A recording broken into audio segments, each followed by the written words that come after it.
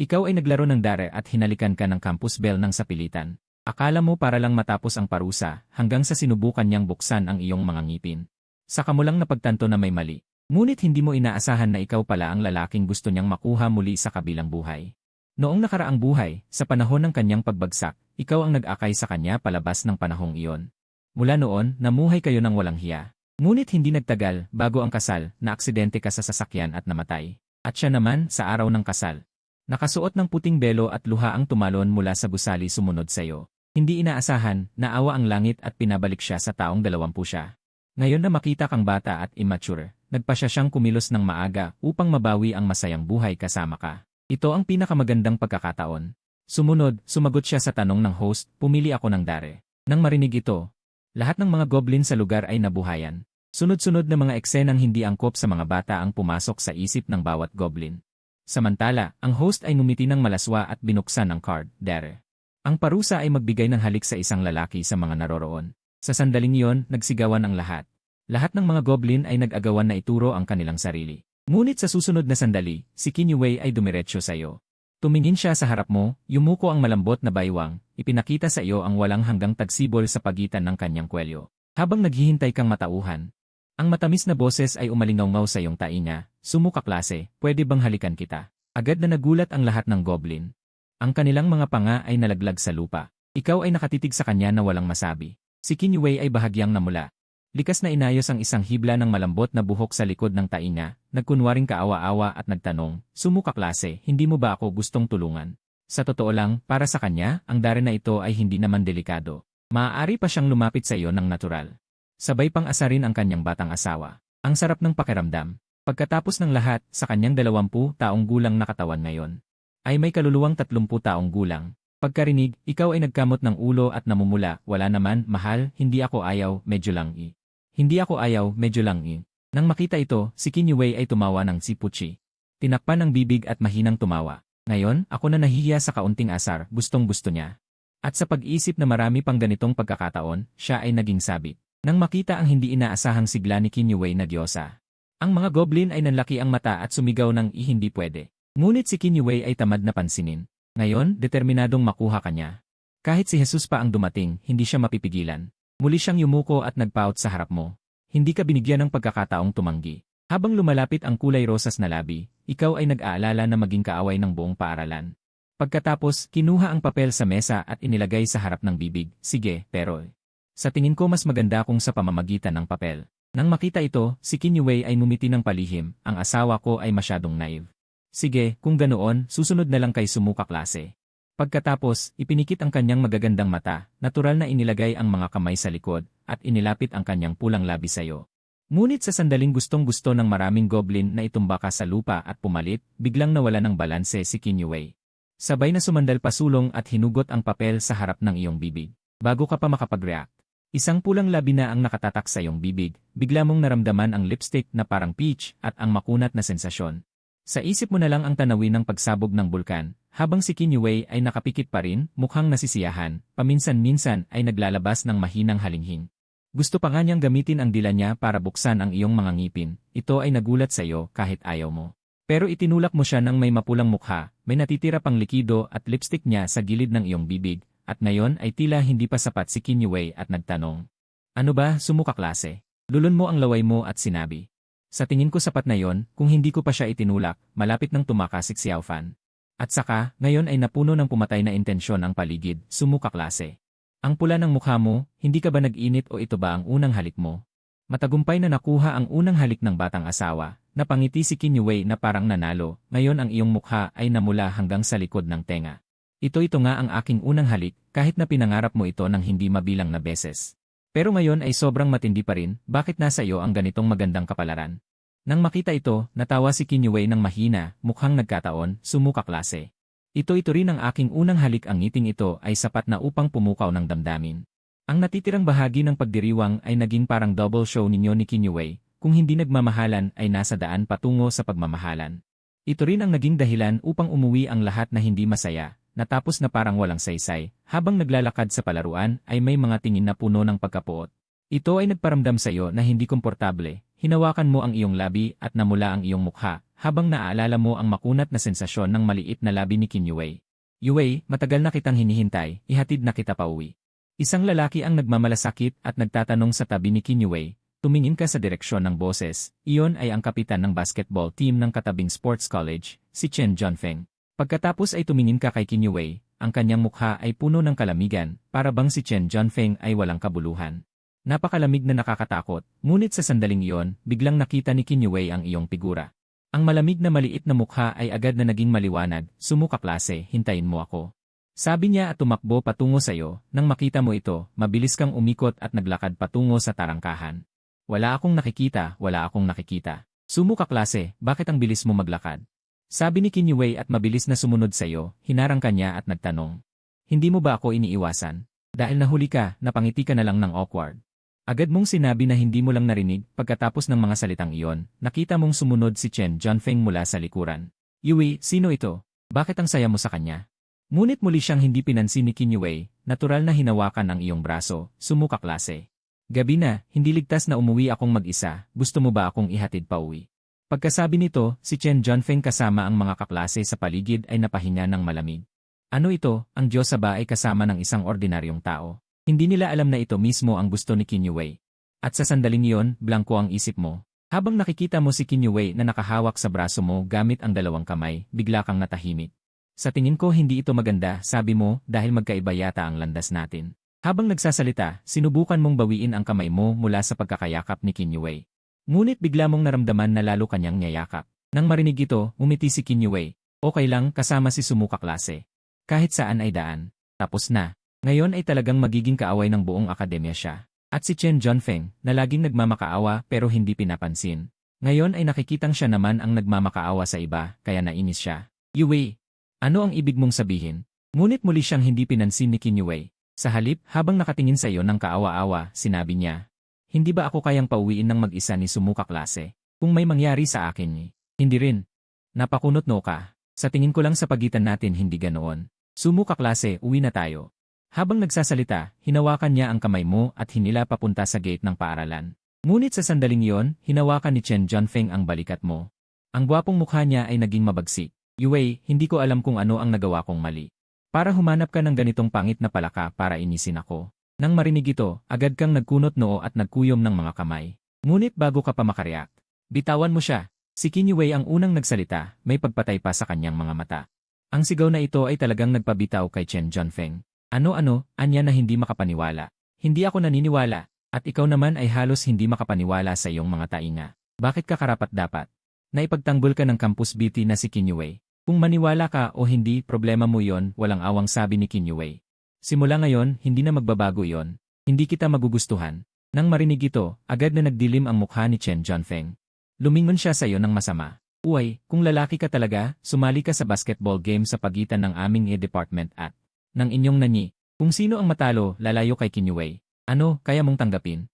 Si Chen Junfeng, bilang kapitan ng basketball team, ay may tiwala sa kanyang kakayahan. CJ, tapos na ang usapan. Sa sandaling iyon, si Qin Yue na nasa tabi ay sumagot ng napakabilis.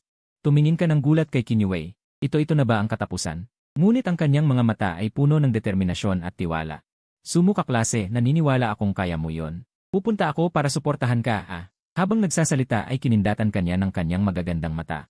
Sa oras na yon ay napahawak ka sa iyong noo. Tapos na, talagang tapos na ito. Kahit na mahilig siyang maglaro ng basketball.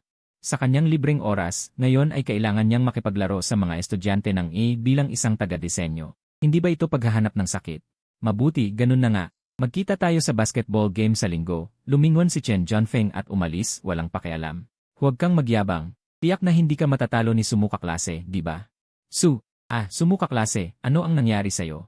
Nang makita ni Qin Yue ang iyong komplikadong ekspresyon, nag-alala siya. May masama ka bang pakiramdam? Halos maiyak ka. Wala, mataas lang ang presyon ng dugo. Nang makita ito, napatawa si Qin Yue. Huwag kang mag-alala. Para matalo natin ang mayabang na iyon, magsasanay tayo simula bukas ng umaga. Nang marinig mo ito, hindi mo maiwasang mapamulat ang iyong mga mata. Kinaumagahan, sa basketball court ng paaralan, biglang may lumitaw na isang napakagandang figura. Ang kanyang mahahabang puting binti sa ilalim ng short na hanggang puwit ay nakakasilaw. Ang masikip na sports bra ay ipinagmamalaking nagpapakita ng perpektong katawan. Ngunit ang tanging hindi maganda ay, sa tabi ng Diyosa ay may isang taong sumisira sa tanawin. Ikaw, nakasuot ng lumang jersey, ay hinihina na nakasandal sa iyong mga tuhod. Sa oras na yon, halos buong umaga ka nang nagpractice. Nakita ito ni Kinyue at medyo naawa siya, ngunit para magkaroon ka ng malakas na katawan. Kinuha niya ang bola at mumiti ng bahagya, sabay sabi, mukhang kailangan pang magsikap ni Sumu kaklase. Narinig mo ito, napangiti ka na lang at pumayag. Gusto ko ring magsumikap, pero ang daming naiinggit na tingin mula sa labas. Pakiramdam ko hindi ako makagalaw ng maayos. Kahit ganito ang iniisip, kinuha mo pa rin ang bola at naghanda ng magsanay. Ngunit sa sandaling iyon, biglang may isang kapansin-pansing tao na nangagaw ng bola, ito si Yang Wei, ang sports representative ng klase. Diretso kanyang binaliwala, umiti ng masama, at sinabing sasama siya kay Kinyue sa pagpractice. Paano mo pa yon titiisin? Samantalahin ang sandaling hindi ka pinapansin ni Yang Wei, inagaw mo ang bola. Nakakatuwa bang mang-api ng babae? Kung gusto mong lumaban, lalaruin kita. Nang makita ito ni Kinyue, ang kanyang mga mata ay puno ng paghanga. Karapat-dapat na asawa ko itong minahal ko sa dalawang buhay. Samantala, si Yang Wei ay ngumisi. May tapang ka, no? Tara, isa-isa. Kaya mo ba? CJ. Matatag mong sagot, pero kung manalo ako, sasali ako sa basketball tournament na ito. Alam mong napakahirap manalo, ngunit dahil lubos kang pinaniniwalaan ni Kinyue, paano mo mabibigo ang inaasahan niya? Samantala, para kay Yang Wei, para siyang nakarinig ng nakakatawang biro. Humalakhak siya, ikaw, baguhan ka pa lang, gusto mo akong talunin. Dahil sa sobrang tanga mo, payag ako. Para makita mo ang pagkakaiba. Magsisimula na ang isa-isa. Ayon sa patakaran, kung sino ang unang makapuntos, siya ang panalo. Habang dumarami ang nanonood, napasigla si Yang Wei. Pagkatapos, pinalo niya ang bola sa lupa at ipinasa sa'yo. Huwag mong sabihing inaapi kita. Unang bola, sa'yo na. Tingnan natin kung anong kaya mo. Sa susunod na sandali, dinala mo ang bola at sumulong upang maghanap ng pagkakataong makalusot. Ngunit mas bihasa si Yang Wei. Sa tamang pagkakataon, nanakaw niya ang bola. Pagkatapos gumawa ng pandaigdigang friendly gesture sa'yo. Nakascore siya sa isang standard layup. Bano, malamig niyang sabi bago bumalik sa 3-point line.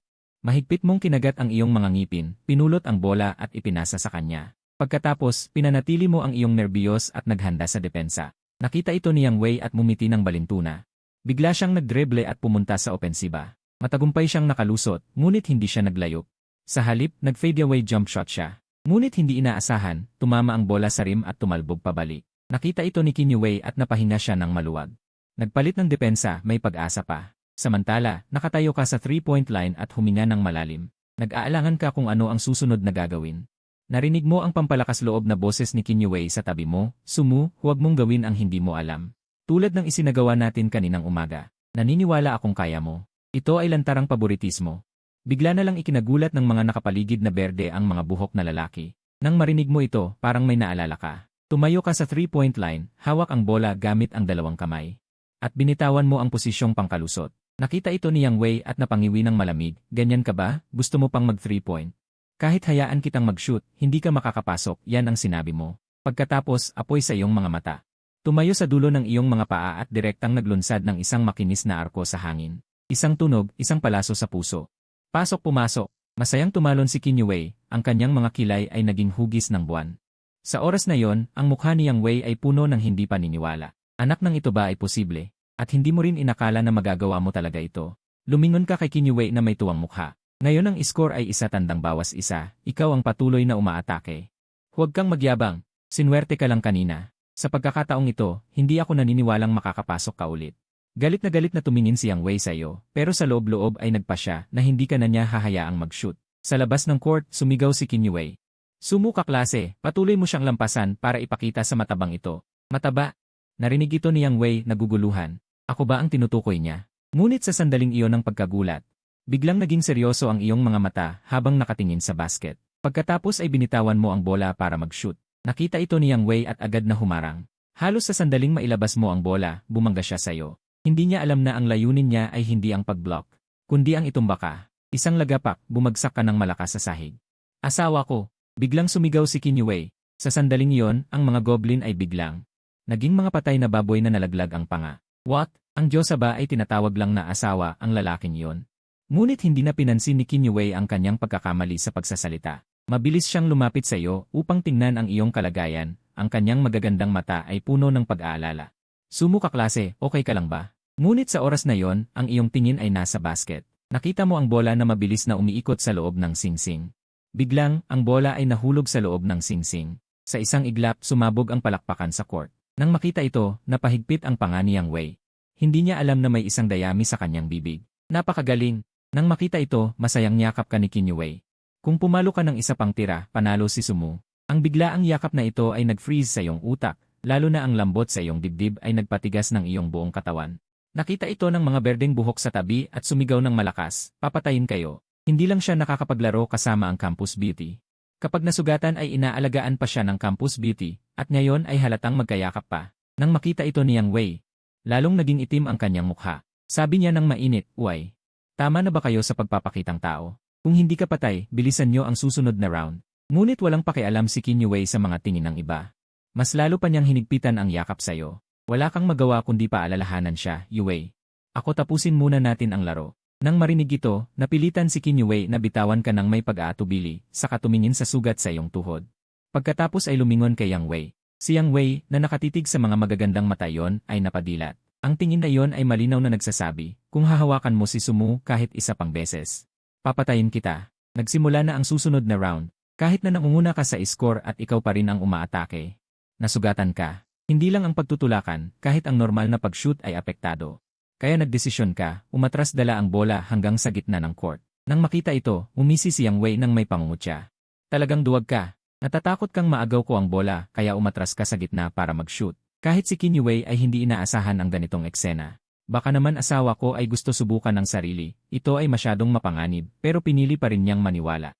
Sa labas ng court, naging fangirl siya, tumatalon para sumigaw ng suporta kay Sumu, ngunit hindi pinansin ni Sumu si Yang Wei. Sa halip ay lumingon siya kay Qin Wei, pagkatapos ay binuhat ang bola at itinutok sa basket, biglang pumuwersa ang dulo ng paa at inihagis ang bola. Isang napakataas na arko ang lumagpas, sumasalamin sa mga mata ng lahat sa court, at may tunog na swish. Ang bola ay pumasok sa net, isang magandang shot. Sa susunod na sandali, lahat ng tao sa court ay napabulalas. Wow, ang batang ito ay nanalo. Mukhang ang titulo ng number 1 sa Nani Court ay magbabago na. Ganoon din si Qin Wei, labis na nagulat, hindi inaasahan na si Sumu ay makakagawa ng ganito. Si Yang Wei naman, ang panga ay halos bumagsak sa lupa. Imposible ito, paano niya nagawa ito? Ayaw niyang paniwalaan ang resulta. Sa oras na ito, lumapit si Qin Wei kay Yang Wei at malamig na sinabi, ano bang imposible? Talo ka, dapat sundin ang kasunduan. Kailangan mong idagdag ang pangalan ni Sumu sa lineup ng klase. Sige, idadagdag ko pero huli na ang pagpaparehistro. Reserve na lang ang pwesto. Si Yang Wei ay galit, ngunit nakita niyang 3 beses kang pumuntos, lahat pumasok. Baka naisip niya na talentado ka talaga, at baka magkaroon ng mahiwagang epekto sa laro, dahil alam niyang maliit ang tsansa ng school team na manalo. Sa pag-isip nito, hindi na siya tutol, pero dahil sa hiya, sinabi mo ng reserve. Nang marinig ito ni Qin Wei, malapit na siyang magalit. Pero pinigilan mo siya, dahil maglalaro pa kayo ng magkasama, ayaw niyang masira ang relasyon. Si Qin Wei, nang kumalma, naunawaan ang ibig mong sabihin. Napakagatlabi siya, dapat tulungan ang asawa ko na maging mas malakas. Sa pag-isip nito, mabilis siyang yumuko para suriin ang sugat sa tuhod mo. Muntik ko nang makalimutan, si Sumu kaklase ay may sugat. Kailangan nating pumunta agad sa klinik para disimpektahin. Sabi niya, tumayo at hinawakan ang kamay mo at tumakbo papuntang klinik. Sa ganoon, unti-unti kayong nawala sa paningin ng lahat. Sa klinik, si Qin Wei ay matagal na naghanap pero hindi mahanap ang nurse. Ang kanyang kilay ay kusang kumunot, biglang parang may naisip, ngumiti at nagsalita. Dahil wala ang nurse, ako na ang mag-apply ng gamot sa'yo. Bago ka pa makabalik sa sarili. Si Qin Wei ay bigla kang inupo sa upuan, at may makulit na mukha na nagsabi sa'yo, Sumu kaklase. Ngayon ako ang doktor mo. Nang marinig mo, naging mainit ang iyong tainga. Nakita mo siyang mabilis na nakahanap ng iodine at cotton swab. Pagkatapos, yumuko siya at lumuhod sa harap mo. Sa sandaling ito, nakikita mo ang ganitong malapit na posisyon ni Qin Wei. Natakot ka na baka may biglang pumasok at magkaroon ng maling akala, kaya mabilis mong itinaas ang kamay para pigilan siya. Pero siya ay seryosong nagsabi sa'yo. Nag-a-apply lang naman ako ng gamot, bakit ka nahiya? Dahil sa pagpupumilit ni Qin Wei, hindi ka na maaaring tumanggi. Pero habang tinitingnan ang Campus Beauty na nakayuko sa harap mo, hindi mo maiwasang mag-isip ng malaswa. Gayunpaman, nang magsimula ang paglilinis ng sugat. Dahil sa alkohol at iodine, hindi mo napigilan ang sumirit. Nakita ito ni Qin Wei, mabilis na nag-angat ng ulo at sinabi. Tiisin mo lang sandali, okay na. Alam ko, hindi naman kita nasaktan, di ba? Medyo lang. Sige, gagaan ko. Pagkatapos mabenda, inayos ni Qin Wei ang kanyang buhok sa tabi ng labi at mumiti ng may kasiyahan. Pero nang makita mo ang buslo na tinulungan kanyang itali sa tuhod, halos hindi mo napigilan, pero hindi mo inaasahan na mainit ang pakiramdam sa puso mo. Sa totoo lang, hindi naman kayo masyadong magkakilala ni Qin Wei, Pero sa sandaling iyon nakita mo ang ibang bahagi niya na hindi tulad ng pagkakakilala ng buong eskwelahan. Ang cute niya talaga. Anong meron, sumuka klase? Tinanong ka ni Kinyue dahil nakatitig ka sa kanya. Ah, salamat. Ngumiti si Kinyue at sinabing maliit na bagay lang. Pagkatapos ay tatayo na siya pero hindi inaasahan na sa pagtayo. Dahil namamanhid ang mga binti niya sa kakaluhod, diretsyo siyang napasubsob sa iyong mga bisig. Nakita mo ito at otomatiko kang umabot para suportahan siya. Sa susunod na segundo, ang kamay mo ay biglang napadikit sa kanyang malalaki at matigas na dibdib. Dahil namamanhid ang mga binti ni Kinyue sa kakaluhod, diretsyo siyang napasubsob sa iyong mga bisig. Nakita mo ito at otomatiko kang umabot para suportahan, pero hindi inaasahan na ang kamay mo ay napadikit sa kanyang malalaki at matigas na dibdib. Nang ma-realize mo, mabilis mong binawi ang kamay. Pasensya na, hindi ko sinasadya. Nakita mong hawak ni Kinyue ang kanyang dibdib. Dahan-dahang tumayo, bahagyang namula ang mukha. Sumuka klase, nahawakan mo na ako. Kaya dapat mo na akong panagutan. Nang marinig ito, ang utak mong parang nag-short circuit ay biglang nagising at nag-aalangan kang sumagot. Hindi ko sinasadya kanina. Ginawa ko yon dahil natatakot akong mahulog ka at masaktan. Pero wala pa kialam si Kinyue. Nanatiling nakakunot ang noo niya na parang hindi na siya malinis, na parang may ginawa kang masama. Pero sa susunod na segundo, hindi na niya napigilan. Okay, niloloko lang kita. Ang nakakatuwang asawahing inosente ay talagang nakakatuwa para sa kanya. Nakita mo ito at nakahinga ka ng maluwag, ngunit nagtaka ka rin. May mali. Ayon sa normal na script, dapat ay nasampulan ako ng tadyak. Tapos sasabihan akong masamang tao. Pero si Kinyue ay hindi nagalit, mumiti lang siya. Alam mo, siya ang naapi. Dahil sa pagkakadikit na iyon, naalala niya ang masayang buhay nilang dalawa sa nakaraang buhay. At natural na lumabas ang matamis na ngiti sa kanyang mukha. Nang makita mo siya, hindi mo maiwasang manginig. May mali. Sobrang kakaiba ng babaeng ito. Pero sa sandaling iyon, narinig mo muli ang boses ni Kinyue. Sumuka klase, gutom na ako, sama ka sa akin kumain. Tinamot mo ang ulo mo at ayaw mo nang magpatuloy sa kahihiyan, kaya sumama ka sa kanya sa kantina ng eskwelahan. Sa daan, hindi pinansin ni Kinyue ang tingin ng ibang tao, kusang niyakap ang braso mo. Kahit sa pagkain sa kantina, ay lagi kang inaabutan ng ulam. Kung hindi dahil sa takot na magmukhang bastos, nais niyang nguyain at ipakain sa'yo. Halata ang dominasyon niya. Dumating ang gabi, naghuhugas ka ng pinggan sa pansiteryang pinagtatrabahuhan mo. Ngayon, mas mabilis kang maghugas ng pinggan dahil ang 40 taong gulang na babaeng may-ari ay nakaupo doon, nakasandal ang pisngi sa kanyang maputing kamay at nakatitig sa'yo. Ang malagkit na tingin at ang kurba ng kanyang mga labi, kasama na kayong dalawang nag-iisa sa tindahan, ay nagpapanginig sa'yo. Tita Wang, tapos na akong maghugas ng pinggan. May gagawin pa ako, mauuna na ako. Siyaw mo, bakit ka nagmamadali? Dito ka muna, makipagkwentuhan sa tita. Sabi niya sabay kindat sa'yo. Nanginig ka. Tita Wang, may gagawin talaga ako. Sa ibang araw na lang. Naku, sayang naman. Gusto ko sanang pag-usapan ang pagtaas ng sahod mo. Sinabi ni Tita Wang na parang binigyan ka ng pagkakataon pero hindi mo ginamit. Uy Tita Wang, sinasabi ko sa'yo, hindi ako humihingi ng dagdag sahod. Gusto ko lang makipag-usap sa'yo. Umupo ka sa tapat ni Tita Wang. Magkano ba ang itataas ng sahod? Pero sa susunod na segundo, ang matabang kamay ni Tita Wang na may gintong singsing ay humawak sa kamay mo. Nagulat ka at mabilis na binawi ang kamay. Nais mo sanang magtanong kung magkano ang itataas. Pero may naramdaman kang kuskos sa iyong binti. Sumilip ka at nakita mo ang isang napakalaking itim na stockings na parang hamon mula sa Jinhua. Doon ay kumikiskis. Biglang namutla ang iyong mukha at naunawaan mo na. Tita Wang, ito ay isang baluktot na pag-ibig. Pag-usapan na lang natin ang tungkol sa pagtaas ng sahod. Hindi naman nagalit si Tita Wang. Patuloy siyang lumalandi at ang kanyang makakapal na kamay na parang paa ng baboy ay muling humawak sa kamay mo. Sinubukan mong bawiin ito, pero bigla mong natuklasan na hindi mo ito may galaw. Ano ito? Habang si Tita Wang ay patuloy na nagsabi, Siyaw mo, pumunta ka sa kama ko ngayong gabi, at pag-usapan natin ang tungkol sa pagtaas ng sahod. Sabay lapag ng kabilang kamay ni Tita Wang na parang paa ng baboy. Biglang may masamang pakiramdam ka, habang iniisip mo kung paano tatakas mula sa kanyang mga kamay. Sa susunod na segundo, biglang bumukas ang pinto. Nakita mo si Kinyue na naglalakad palapit, sinasabi. Sumuka klase, ako nani. Ngunit sa kalagitnaan ng pangungusap, nakita niya ang kamay ni Tita Wang na parang badha jade. Biglang nanlamig ang kanyang mukha. Tinitigan ni Tita Wang si Kinyue. Tumingin sa iyo at sinabi, ito ba ang girlfriend mo? Hindi mo siya pinansin at mabilis na binawi ang kamay. Ah, Kinyue, hindi ito ang iniisip mo. Pero si Kinyue ay galit na nakatingin kay Tita Wang. Siyempre pumunta ako, kung hindi, ang aking repolyo ay kakainin ng baboy. Nang marinig ito, nanlaki ang iyong mga mata. At nagalit si Tita Wang. Naintindihan niya ang lalim ng sinabi. Hindi ba't sinasabi mo na baboy ako? Ano ang sinasabi mo, maliit na gaga? Sinasabi ko, ang baboy na gusto kumain ng repolyo, ikaw ba yon? Pero kung titingnan, para ka talagang baboy, malamig na sabi ni Qin Yue. Lalong nagalit si Tita Wang. Nanginginig ang kanyang matabang mukha. Siyaw mo, kung gusto mo pa ng dagdag sahod, patawarin mo siya sa akin. At ngayon, pumili ka sa pagitan ko at niya. Nang marinig ito, naalala mong hindi pa nababayaran ang buwan mong sahod, kaya nahirapan ka. Pero sa susunod na segundo, hinubad mo ang iyong at sinampal si Tita Wang. Ang sarap sa pakiramdam. Hindi nakuha ang pera at muntik pa masagasaan ng matandang baboy. Pag-uwi mula sa pansitan, naisip ni Qin Yue na hindi na dapat magkaroon ng ibang pagkakataon ng iba. Kaya nagpasya siyang pabilisin ang relasyon. Humiga siya sa sopa at iniangat ang kanyang mapuputing paa na ikinauhaw mo. Ano ang ginagawa mo? Pero may bahagyang masamang ngiti si Qin Yue. Na-spray ng paa ko, sumuka klase, tulungan mo akong masahe. Sabay abot ng kanyang maliit na paa sa iyong mukha. Wala kang magawa kundi hawakan ang kanyang paang parang jade. Sa paghawak, napalunok ka ng laway. Pagkatapos ay pinahiran mo ito ng gamot. Pero sa susunod na segundo, biglang dumula si Qin Yue.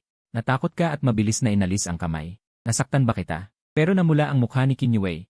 Hindi, ito ay dahil ang gamot ay epektibo at napakasarap. Napabuntong hininga ka ng maluwag. Napaisip siya sa sarili, epektibo ba talaga itong langis? Pagkatapos ay ipinagpatuloy niya ang pagmamasahe sa kanya ng ilang sandali.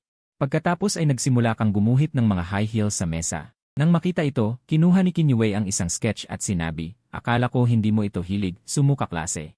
Nang makita ang kanyang mapaglarong ekspresyon, alam mong mali ang iniisip niya, kaya ipinaliwanag mo, ito ay isang part-time na trabaho sa disenyo na kinuha ko.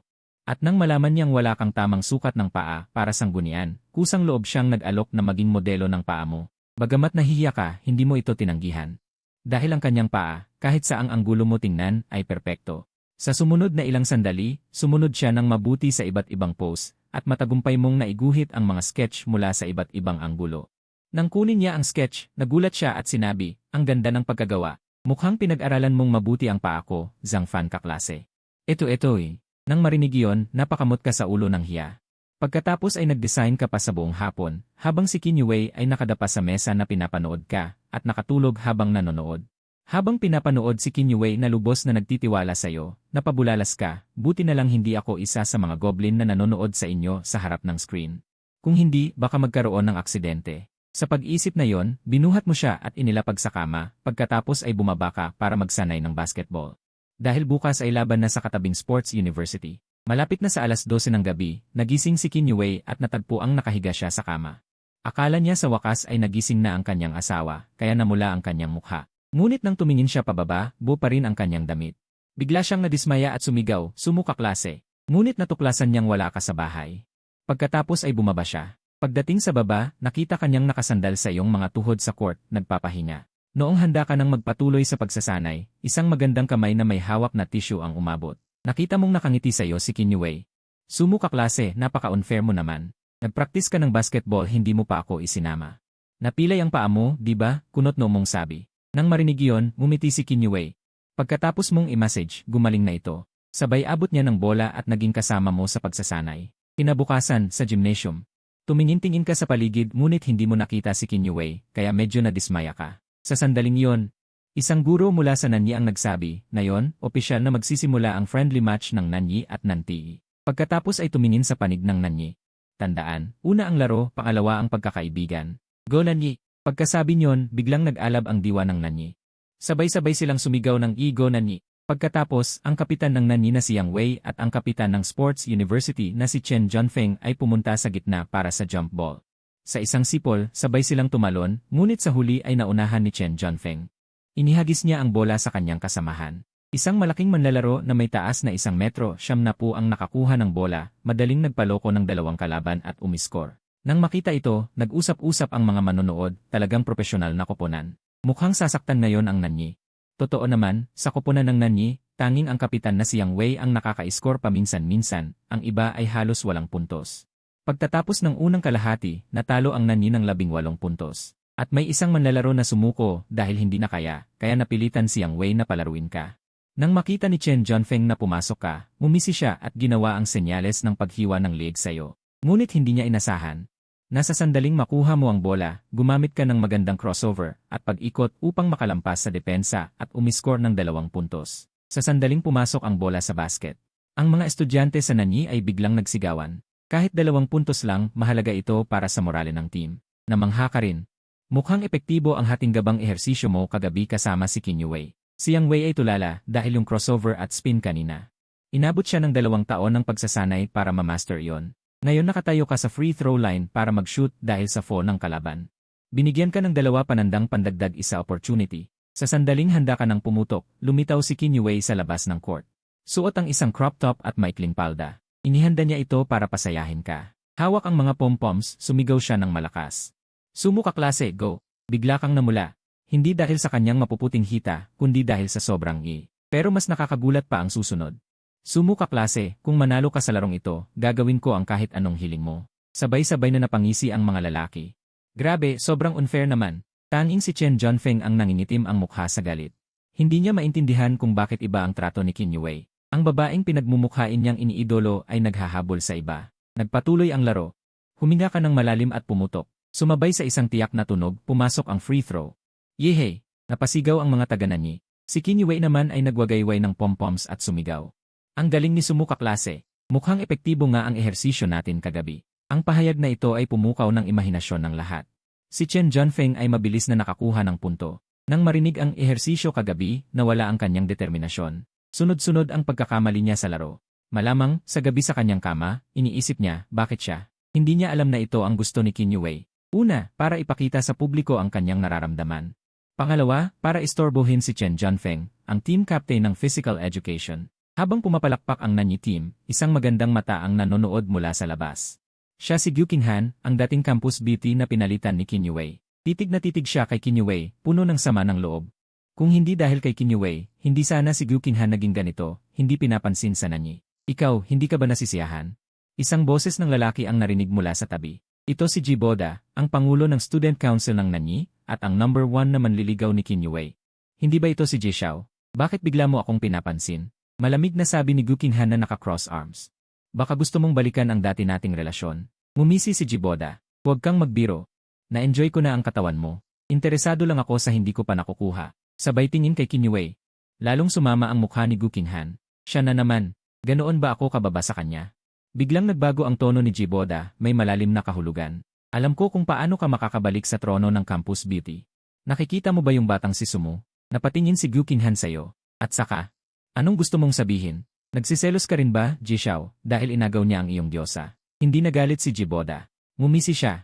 Akala mo ba magkasama sila? Sinasabi ko sa'yo, hinahabol ni Kinyue si Sumu. Kaya kung ikaw ang unang makaakit kay Sumu, ibig sabihin ay mas mababa si Kinyue sa'yo, ang expired campus beauty. Tunay na mapanira si Jiboda. Sa loob ng ilang araw na pagmamasid, tama ang kanyang deduction. Habulin ang isang palaka. Ano ang mapapala ko dyan? At huwag mong isipin na hindi ko alam ang iyong motibo. Si Gyu Qinghan ay napakalinaw ang isip, kahit na alam niyang may punto si Jiboda. Pero kung gagamitin bilang sandata, kailangan ko pa ring humingi ng pabor. Sige, darating na ang susunod na patimpalak ng campus beauty sa Nanyi. Sa kakayahan ko sa student council. Kaya kong tumulong sa iyo na makakuha ng boto at lumikha ng publisidad. Si Gyu Qinghan ay nagulat nang marinig ito. Napakasama mo talaga. Pero gusto ko ito. Sa kabilang banda, dahil sa nakakaabala na paraan ng pagsuporta ni Kinyue. Ang pangunahing manlalaro ng team ng sports college na si Chen Junfeng ay hindi makapaglaro ng normal. Sa halip, nalaman ng team ng Nanyi ang iyong kakayahan. At lahat sila ay gumawa ng screen para sa iyo upang bigyan ka ng pagkakataon. At hindi mo sila binigo, bawat pagkakataon ay tumpak mong pinaputok. Ang iyong shooting percentage ay 100%. Sa ganitong sitwasyon, ang Nanyi team ay nanalo ng higit sa 1 puntos laban sa sports college team. Nanalo sila sa exhibition game. Sa oras na yon, tumakbo si Kinyue kay Chen Junfeng at sinabi, talo ka. Natanggap ko ang pagkatalo. Simula ngayon, hindi ka na dapat lumapit sa akin at kay Sumu kaklase. Si Chen Junfeng ay napangiwi. Malamig niyang sinabi, ang sports college team ay natalo. Ano ang kinalaman ni Chen Junfeng dito? Hindi ako susuko. Sa paningin ng matigas na pagiging sunod-sunuran ni Chen Junfeng, malamig na sinabi ni Kinyue. Oh, ganoon ba? Bahala ka, wala akong pakialam. Pagkasabi nito, lumapit siya sa iyo na may ngiti sa labi.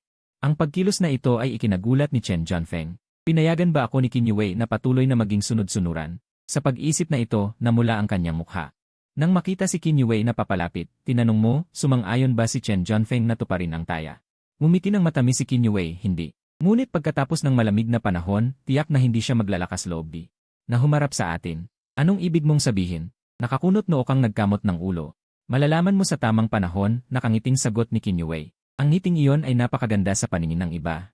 Ngunit hindi alam na may panganib na nakatago sa ngiti. Sa Nani Hall of Honor, ngayon ay napakasaya mo sa pagtingin sa tropeo. Nakuha ang tropeo ay dahil sa pagsisikap ni Sumuka klase. Napahiya kang nagkamot ng ulo. At salamat, Yue. Kung hindi dahil sa iyong gabay, hindi ko ito magagawa. Nang marinig ito, umikot ang mga mata ni Kinyue, pagkatapos ay mumiti ng palihim. Kung ganoon, hindi ba dapat ako bigyan ng reward ni Sumuka klase? Pagkasabi nito, sumandal siya papalapit sa iyo. Ang biglaang paglapit ay nagpatalikod sa iyo sa sulok. Sa tahimik at madilim na Hall of Honor, narinig ang tunog ng iyong paglunok. Ano-ano ang ginagawa mo? Ako?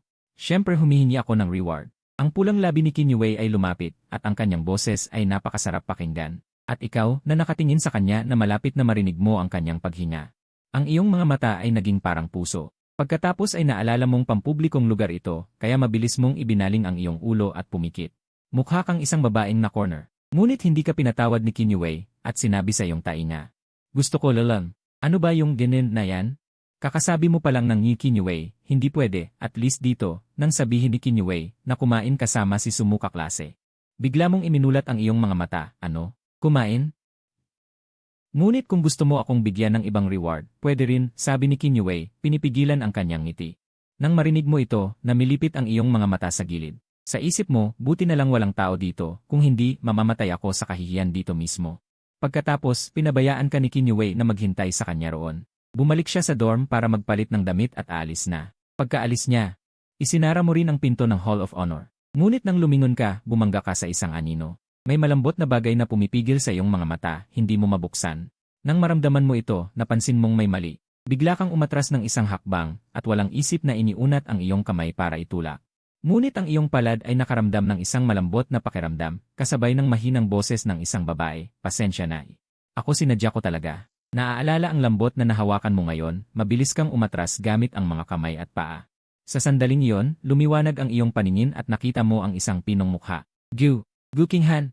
Bago ka makabalik sa iyong sarili, biglang nagsalita si Gukinghan, Kuya, bakit ka nandito? Parang hindi niya namalayan ang nangyari kanina. Nang marinig iyon, mabilis kang umatras ng 2 hakbang at napangiti ng hiya, Ate, nagkakamali ka. Ako ay isang sophomore sa Department of Design. Talaga? Pero mukha kang matanda. Parang mas matanda ka pa sa akin. Pagkatapos, parang may naisip siya at mumiti ng maganda. Siya nga pala, binata, ang galing mo sa basketball kanina. Pwede mo ba akong bigyan ng autograph? Nang marinig iyon, itinaas mo ang 2 kamay sa pagtanggi. Pagkatapos ng lahat, si Gukinghan ay isang sikat na tao sa paaralan. At ikaw ay isang pangit na palaka lamang. Hindi nagalit si Gukinghan, hinawakan ang kamay mo at mumiti. Binata, pwede ba tayong magkakilala? Dahil ang galing mo, sabi niya, umiiyak na parang fan at inalog ang kamay mo. Para siyang isang masugid na tagahanga. Kahit na hindi ka makapaniwala dahil kay Kinyue bilang halimbawa. Hindi mo na ito inisip ng matagal. Mabilis kang tumango bilang pagsang-ayon, ngunit hindi inaasahan na wala talagang balak si Gukinghan na manatili sa isyong ito. Sa halip, direkta siyang nagtanong, Sumuka klase. May girlfriend ka ba? Natigilan ka sandali, halatang hindi mo inaasahan ang tanong na yon. Sa sandaling iyon, isang matalas na boses ng babae ang tumunog, Siyempre meron. Nakita mo si Kinyue na nakatayo sa kanto ng pasilyo. Malamig ang mukha habang nakatingin kay Gukinghan. Ate, dahil gusto mo si Sumuka klase, masaya ako para sa kanya. Ngunit ate, baka mabigo ka ngayon dahil, sabi ni Kinyue sabay hawak sa braso mo. Kinurot kanya ng malakas sa likod at sinabi, ang girlfriend ni Sumu ay ako. Tama ba, mahal? Tiningnan mo ang nakakatakot na ngiti ni Kinyue. Hindi mo napigilang langhapin ang hangin at mabilis na tumango. Nang makita ito, si Gukinghan ay nagtaas ng kilay at nainis, mukhang talagang kaakit-akit si Sumuka klase, pati ang campus beauty na si Yue ay nahulog sa kanya. Nang marinig ito, suminghot si Kinyue, wala akong magagawa, maraming may gusto sa kanya. Ngunit siya lamang ang pwedeng makasama at isa lang ako. Hindi inaasahan na si Gukinghan ay magsasalita na parang nabigo. Sayang naman, napakakaunti ng mga lalaking kasing galing ni Binata. Kung ako ang girlfriend niya, pababayaan ko siyang kumuha pa ng 2. Ang iyong mga mata ay lumaki nang marinig iyon, aba. Anong klaseng salita ito? Sa tingin ko, ang mga goblin na manonood nito ay lubos na sasang-ayon. Si Kinyue ay hindi nagalib, sa halip ay mahinang bumuntong hininga at nagsabi, kung ganoon ka naman pala walang pag-imbot, ate. Sa tingin ko, mas bagay sa'yo ang makipag-date sa mga player. Sigurado akong magugustuhan ka nila, mas matanda at marunong maghubad ng damit. Tama ba ako? Pagkasabi nito, umiti si Kinyue ng naka-red lips at naglabas ng mapanganib na aura. Kasi naman, si Sumuka klasiko ay isang tapat na tao. Hindi niya kayang isatisfy ang kakaibang hilig mong mambiktima ng boyfriend ng iba, o biglang uminit ang sitwasyon kaya nagsalita ka. Teka, Yue, kumain na lang tayo ng maaga. Ate, mauuna na kami. Paalam. Sabay mo siyang hinila palayo. 2,766 samantala, sa labas ng gate ng South Sea Art Institute, may nakapark na itim ng McLaren 911. Binata, 2,766. Lumabas na si Kindalaga. Sa passenger seat, nakaupo ang isang lalaking naka-gray na casual suit. Gwapo siya pero may anino ng kadiliman sa kanyang mga mata. Pinihit niya ang silver punk ring sa kanyang gitnang daliri at dahan-dahang nagsalita, "Sino ang mga yan?" Binata, mukhang kaklase ni Kindalaga. Ganoon ba sila kaklose? Si Kinyue ay talagang hindi ako pinapansin bilang fiant niya, sabi ng lalaki na may ngiting may galit. Dahan-dahan siyang nagkuyom ng kamao. Kalatok. Matalim ang tingin niya kay Sumu. Malamig na boses ang sumunod, iimbestigahan mo kung sino ang lalaking yan sa tabi ni Kinyue. Gusto ko siyang malaman. Ang kahinat na ng pagnanakaw sa babae kong si Zhang Li. Opo, hapon na. Yue, baka nagkamali tayo ng lugar. Hindi naman. Dito na nga. Tumingin ka sa magarang open-air western restaurant at napatulala. Hindi mo inasahan na sa ganitong mamahaling restaurant kayo kakain. Malamang malaki ang gagastusin mo. Boss, ang bait mo naman. Dinala mo kami dito. Ito ang sikat na restaurant ng magkasintahan malapit sa universidad. Napalingon si Hiweihang sa paligid na parang taga-probinsyang baguhan sa syudad. Kasi sa ganitong mamahaling lugar, lahat tayo first time. Sabi nila ang isang meal dito. Para sa 2 tao ay halos 1,000. Nanalo ka ba sa loto, boss? Hiweihang ay siniko ka at mumiti ng palihim. Napilitan kang ngumiti. Bobo nitong si Hiweihang. Nandito na tayo. Hindi na ako makapalit ng ibang lugar. Buti na lang may ipon ako, kung hindi, maghuhugas ako ng pinggan dito pagkatapos kumain. Tiningnan ka ni Kinyue na kitang-kita ang peking ngiti at mumiti siya. Huwag kang mag-alala masyado. Sumu ka klase, dahil celebration party ito, natural na pumili ng magandang lugar. Sigurado ka na, sabi niya sabay kindat ng kanyang magagandang mata. Sige, nakakailang mong ngiti. Kapansin-pansin. Ang ganda talaga ng paligid dito. Ang bentahe ng open-air restaurant ay kitang-kita mo ang buong tanawin ng syudad. Sa ilalim ng dilaw na sikat ng araw, ang langit at syudad ay parang isang oil painting, at ang liwanag ng paglubog ng araw ay nagsisilbing hangganan. Nakakatuwa, talagang magandang lugar para sa mag-asawa ito. Kaya naman pinili ni Kinyue na pumunta rito. Sa simula, gusto niyang kasama si Sumu na magtanaw ng dilaw na halimuyak. Pero ngayon, mas maraming ilaw na pumapasok kaysa inaasahan. Nakita ito ni Hiweihang kaya sinabi, ang ganda ng lugar na to, sayang naman kung hindi tayo magpapakuha ng litrato. Kasi hindi natin alam kung kailan tayo makakabalik. Paano, okay lang ba? Sang-ayon ako, dagdag ni Xiaopang. Naisip din ni Kinyue na magandang mungkahi ito. Kasi hindi pa sila nagkakaroon ng litrato ng asawa ko mula noong kolehiyo. Tara, handa na ako. Masayang hinawakan ni Kinyue ang braso ng asawa ko at nag-post ng maayos. Nagulat si Hiweihang nang kunin ang phone. Pagkatapos ay ibinaba niya ito. Bigla kong ayaw na. Paano kung kaming 3 na lang ang magpapakuha? Tama nga, ang asawa ko ay napilitang ngumiti ng awkward. Galit na umungol si Kinyue, hindi na ako makikipag-picture. Magbayad ka na lang mag-isa. Ay, huwag naman, asawa ko. Biro lang naman yun. Agad na ngumiti si Hiweihang para ayusin. Nagtawanan ng iba. Tumayo si Hiweihang.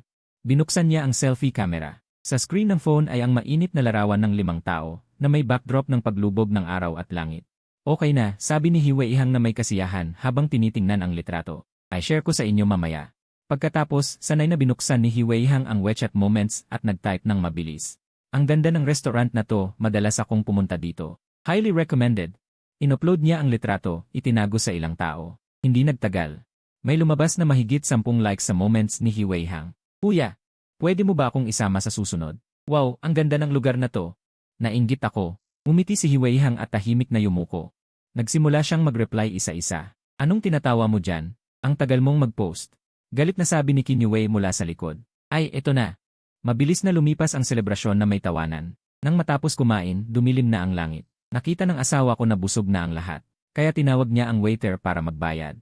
Magandang araw po, sir. Ang total ay 3,201 yuan. Dahil first time niyo po, bawasan namin ang sukli. 3,200 na lang. Ngumiti ang waiter na parang walang masama. Ang galing, isa lang ang inorder mo. Halos lahat ng iba ay inorder ni Hiweihang. Mukhang may balak siyang manira sa asawa ko. Pero dahil nakakain na. Nang maghahanda na ang asawa ko na ilabas ang card, biglang hinawakan ng isang pinong kamay ang kanyang pulso. Sumu ka klase. Hayaan mo akong magbayad, ningiting sabi ni Kinyue. Narinig ito ng asawa ko at nagkunot noo. Paano naman yan? Nakalimutan mo ba? Nasakin lahat ng pera mo. Kumura pang magagandang mata ni Kinyue at sinabing, kaya naman ako na ang magbabayad, kung hindi, hindi sasapat ang baon mo ngayong buwan. Nagulat ka, tila naunawaan mo ang dahilan ni Qin Yuwei sa pagsasabing iyon. Lalo namang nagulat sina He Weihang at ang iba pa. Hindi na, kuya, agad-agad mo na bang isinuko ang sahod mo? Para maging sunod-sunuran ka sa asawa mo. Sobrang kawawa naman. Bilang matalik mong kaibigan, desisyon ko na kumain ulit sa susunod. Pagkatapos, kumuha si Qin Yuwei ng isang itim na bank card. Ibinigay ito sa serbidor. Ay swipe mo ito. Pagkatapos magbayad, naging komplikado ang iyong ekspresyon. Dapat sana ikaw ang mag-imbita, ngunit si Qin Yuwei ang nagbayad. Bagamat naiintindihan mo ang kabutihan ni Qin Yuwei, ipinamalas din nito na talagang bigo ka sa sarili mo. Higit pa rito, may hindi nakikitang at hindi malalampasang agwat sa pagitan ng inyong kalagayan ng pamilya. Bigla kang nakadama ng kababaan. Bakit? Sumo ka klase. Napansin ni Qin Yuwei na tila malungkot ka. O wala. Umiling ka at naisip mong sa susunod ay dapat kang manlibre kay Qin Yuwei. Salamat, Yuwei. Ngumiti si Qin Yuwei. Isinuko mo na ang sahod mo, bakit ka pa nagpapasalamat? Parang napakalayo naman. Noong mga oras na yon, biglang nagsalita si He Weihang ng pabaya. Na pala, kuya, gusto ba ninyong magkaraoke mamaya? Yuwei, sige, si Yang Qi ang magbabayad sa pagkakataong ito. Uy, kailan pa ako? Namula ang noo ni Yang Qi. Tumahimik ka. Kapag sinabing ikaw, ikaw na. Pumatay sana si Yang Qi. Ang 200 piso sa kanyang bulsa ay para sa Biyernes pagkatapos ng klase. Para magsaya kasama ang mga nakababatang kaklase. Hindi na lang siguro mahinang sabi mo nangunot ang noo. Maaga pa naman gusto kong maghanap ng trabaho. Namangha si na He Weihang at ang iba pa. Tumango ka. Nagtataka si He Weihang, kuya, hindi ba dati kang part-time sa noodle house? Bakit hindi bagay sa akin yon? Kailangan kong maghanap ng ibang trabaho. Hindi mo ipinaliwanag ang dahilan pero wala namang saysay ang trabaho sa noodle house, walang matututunan. Ganun ba, hinawakan ni He Weihang ang kanyang baba, nag-isip at saka nagsalita. Kung kuya, mag-freelance na lang tayo sa paggawa ng orders. May paraan ako, simple, madali at matatag. Higit sa lahat, kaya mong gawin sa bahay. Magkano ba ang kinikita sa paggawa ng orders? Kung ako sayo, mas maganda pang sumama ka sa akin sa pangongolekta ng protection money sa eskwela. Pwede kong gawing agent si Sumu para ako na lang ang maningil. Tapos 50 tandang bawas 50 tayo. Nang uyam si Yang Qi, may agent pa ba ang ganito? Paano kung hindi ako makapaningil mag-isa? Tama na, biglang sumabad si Qin Yuwei, naninimikip ang kilay. Hindi ba kayo makapagbigay ng normal na ideya? Puro kakaiba, ano namang silbi niyan para kay Sumu kaklase? Nagtinginan sina He Weihang at Yang Qi. Asawa ng kuya, ano sa tingin mo ang angkop?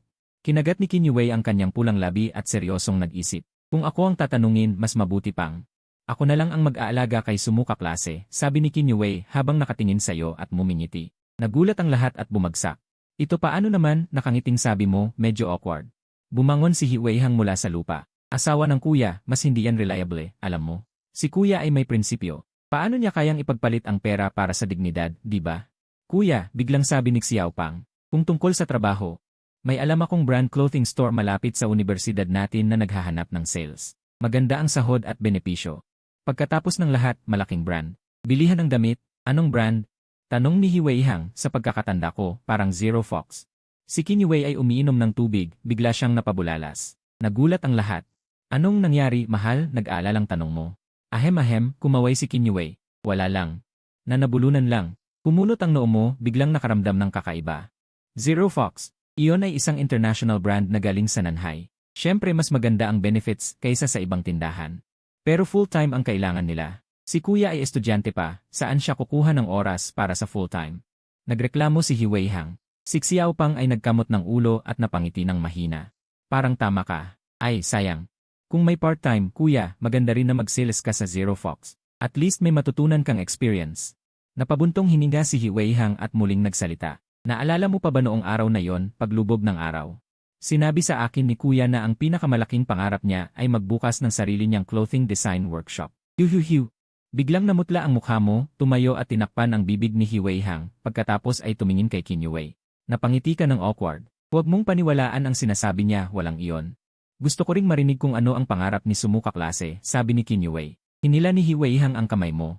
Mabilis na sinabi, gusto ni kuya magtayo ng clothing design studio, pero walang pera. Yun ay mga naisip ko noon. Ngayon, tanggap mo na ang realidad. Basta mabuhay ka. Kung mas marangal ang pamumuhay, mas maganda. Dahil sa pamilya mo. Anong clothing design studio? Sa ngayon, hindi mo man lang pinapangarap. Sabihin ang mga panaginip na malayo ay, magpapatawa lang. Gusto pala ni Sumu kaklase na magbukas ng design studio. Medyo nagulat si Qin Yuwei. Noong nakaraang buhay, hindi ko narinig na ikinuwento ni Sumu yan. Ngumiti ka ng mahiyain, naisip ko lang dati. Sa simula, pinili ko ang disenyo dahil gusto ko talaga ito. Normal lang naman na magkaroon ng ganitong pantasya, di ba? Ganoon ba? Biglang nag-isip si Kinyu Wei, isang fashion design studio. Hindi naman basta-basta pwedeng magtayo noon. Kahit na napakatalino at likas na mahusay ang asawa ko ngayon. Ang puhunan ay napakahalaga. Siguro iyon ang pumigil sa kanya noong nakaraang buhay. Sa pag-isip na ito, naawa si Kinyu Wei. Hindi lang iyon, gusto pa ng kuya niyang gumawa ng sarili niyang brand ng damit. Dagdag pa ni Hiweihang, kaya ko nga sinabi, kung mag-part-time ka sa Linghu. Iyon ang pinakamahusay na pag-aaral. Bigla kang napahawak sa noo, hindi mo dapat sinabi lahat sa malakas na bibig na yon. Kung lagi mong sinasabi ang pangarap mo, hindi na yon pangarap. Basta na lang panaginip. Linghu Trend, bakit mo ako dinala rito?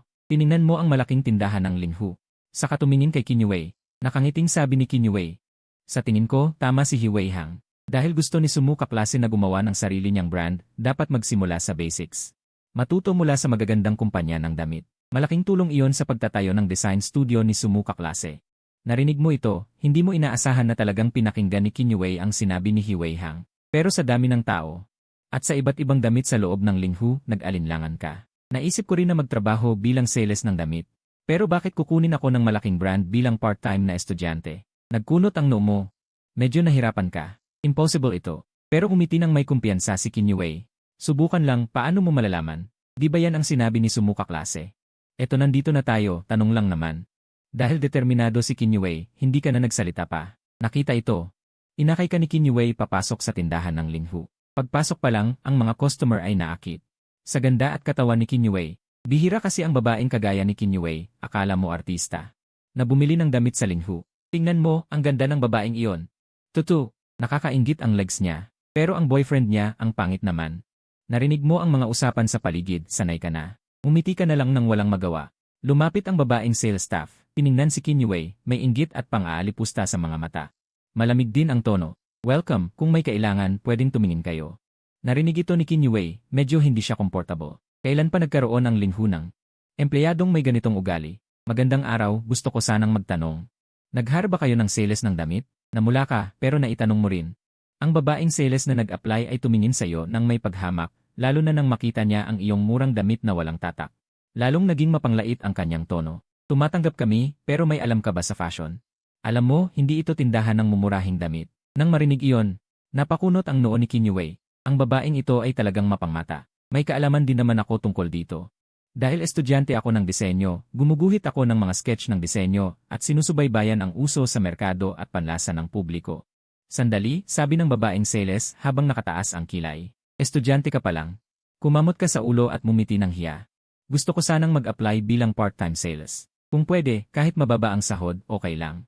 Konti lang kasi ang klase ko, kadalasan ay libre ako. Sa oras na yon, biglang natawa ng malamig ang babaeng sales. Tigilan mo ako. Akala ko seryoso kang naghahanap ng trabaho. Ito ay isang malaking brand ng damit, hindi ito mumurahing tindahan.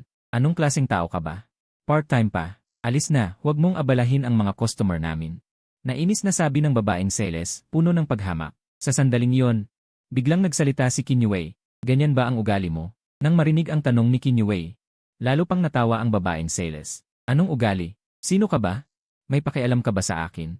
Wala kaming oras para sa mga dukhang estudyante tulad ninyo. Tama na. Mahal, umalis na lang tayo. Nakita mo yon, ayaw mo na ring magpadala. Dahil hindi ka naman umaasa, at ngayong sinabi na niya ng direkta, wala nang saysay na makipagtalo pa. Hindi, sabi ni Kinyu Wei habang nakatitig sa babaeng sales, ang kanyang mga mata ay malamig. Ganyan mo ba tratuhin ang mga pumapasok sa tindahan? Kung hindi ka hihingi ng tawad sa amin ngayon, dito kami maghihintay. Nang marinig yon, nagulat ka at napatingin kay Kinyu Wei. Hindi mo inaasahan na ganito siya katapang. Sa sandaling yon, ipinagtanggol ka ni Kinyu Wei at medyo naantig ka. Samantala, ang babaeng sales ay nagsalita ng may pag-uyam, customer. Mga dukhang estudyante lang kayo. Anong klaseng customer? Kahit isang shirt dito, hindi ninyo kayang bilhin kahit isang buwan kayong magtrabaho. Sa oras na yon, ang mga kalapit na customer ay napalingon dahil sa gulo. Napakunot ang noo ni Kinyu Wei. Ang kanyang mukha ay tila yelo. Ang Linghu ay hindi lang sikat sa disenyo ng brand, kundi pati na rin sa magandang serbisyo. Iyon ang dahilan kung bakit ito sumikat. Pangalawa, bawat taong pumapasok sa tindahan ay dapat ituring na potensyal na customer, kahit na bumili o mag-apply lang, o kahit tumingin lang. Hindi dapat ganyan ang trato sa kanila. Bakit hindi kami itinuturing na customer? Pangatlo, hindi mo lang kami iniinsulto, kundi sinira mo rin ang reputasyon ng brand at nasira ang imahe nito. Ganito ba talaga ang pakikitungo ng empleyado ng Linhu Trends? Mataas ang tingin sa sarili, naririnig ko yan. Huminga ka ng malalim. Hindi maitatanggi, si Kinyue ay talagang nagpupumilit na makipagtalo. Natulala ang babaeng sales kay Kinyue. Halatang hindi inaasahan na isang babaeng kolehiyala ay makakapagsalita ng ganito. Hindi maiwasang masusing titigan si Kinyue. Nang makita ang maraming nanonood, naging mahirap din para sayo. Hindi inaasahan na lalaki ang gulo. Malinaw na ikaw at si Kinyue ay muling naging sentro ng atensyon. Sa oras na yon, seryosong sabi ni Kinyue, ngayon. Hinihiling ko sa iyo na humingi ng tawad sa amin. Sadyang hindi, sabi ng babaeng sales na nakaangat ang kilay. Ngumisi ito, bakit ako hihingi ng tawad sa inyong dalawang mahihirap na estudyante? Pumunta kayo dito para maghanap ng trabaho. Pero may pag-ugali kayong prinsesa. Hindi mo alam, akala ko anak kayo ng general manager ng grupo namin. Napakuyom ng kamao si Kinyue. Ano ba ito? Sa sandaling yon, lumabas ang isang lalaking nasa 30 anyos. Paglabas niya, nais niyang makita kung sino ang nagkakagulo. Ngunit nang dumapo ang tingin kay Kinyue, sa isang segundo ay nanlumo ang kanyang mga mata. Ito, hindi ba ito si Kin? Isang tingin ni Kinyue ang pumigil sa susunod na sasabihin ng lalaki. Manager Chen, ganito mo ba pangangasiwaan ang iyong empleyado? Malamig na sabi ni Kinyue. Ang babaeng sales at si Zhang Fan ay parehong nagulat. Hindi nila alam na kilala ni Kinyue ang manager ng tindahan. Sa oras na yon, pinagpawisan ng malamig si Manager Chen, mabilis na lumapit. Labis akong humihingi ng paumanhin. Miss Kinyue, hindi ko alam kung ano ang nangyari at nagalit kayo ng husto. Si Manager Chen ay naguguluhan, hindi alam kung ano ang nangyari. Dagdag pa, ang tanong ni Kinyue ay walang simula at wakas. Sa sandaling iyon, nakayuko siya sa harap ni Kinyue ng napakababa. Tiningnan ni Kinyue si Manager Chen pagkatapos ay tumingin sa babaeng sales. Sabi niya kanina ay palalabasin niya ako. Sa tingin mo ba, nararapat na ganito siyang tratuhin ang isang customer? Manager Chen, ano? Nang marinig ito ni Manager Chen, nagbago ang kanyang mukha. Pagkatapos ay tumingin siya sa babaeng sales at sumigaw ng galit. Gusto mo bang umalis? Si Miss Kin ay siya ay Diamond E ng tindahan natin. Paano mo siya kinakausap ng ganyan? Ang babaeng sales ay kinabahan, pumuti ang kanyang mukha. Ano? Bilang sales ng Linhu, alam niya kung ano ang Diamond E. Ibig sabihin, ang laman ng card ni Kinyue ay sapat na para bilhin ang buong tindahan. Dahil ang mga may ganitong card ay walang iba kundi mga taong may mataas na estado. Sino naman ang mag-aakala na ang babaeng kolehiyala sa harap nila ay may ganitong kalaking kayaman? Kaya pala si Kinyue ay may tiwala kanina. Siya pala ay Diamond E dito. Pero kung isipin, si Kinyue ay isang prinsesa, kung saan man siya pumunta, siya ay malaking customer. Sa oras na yon, mabilis na nagpaliwanag ang babaeng sales. Manager, hindi ko sinasadya. Kanina, pumunta sila para maghanap ng trabaho. Sabi mo part-time lang, akala ko kaya talaga sila eh.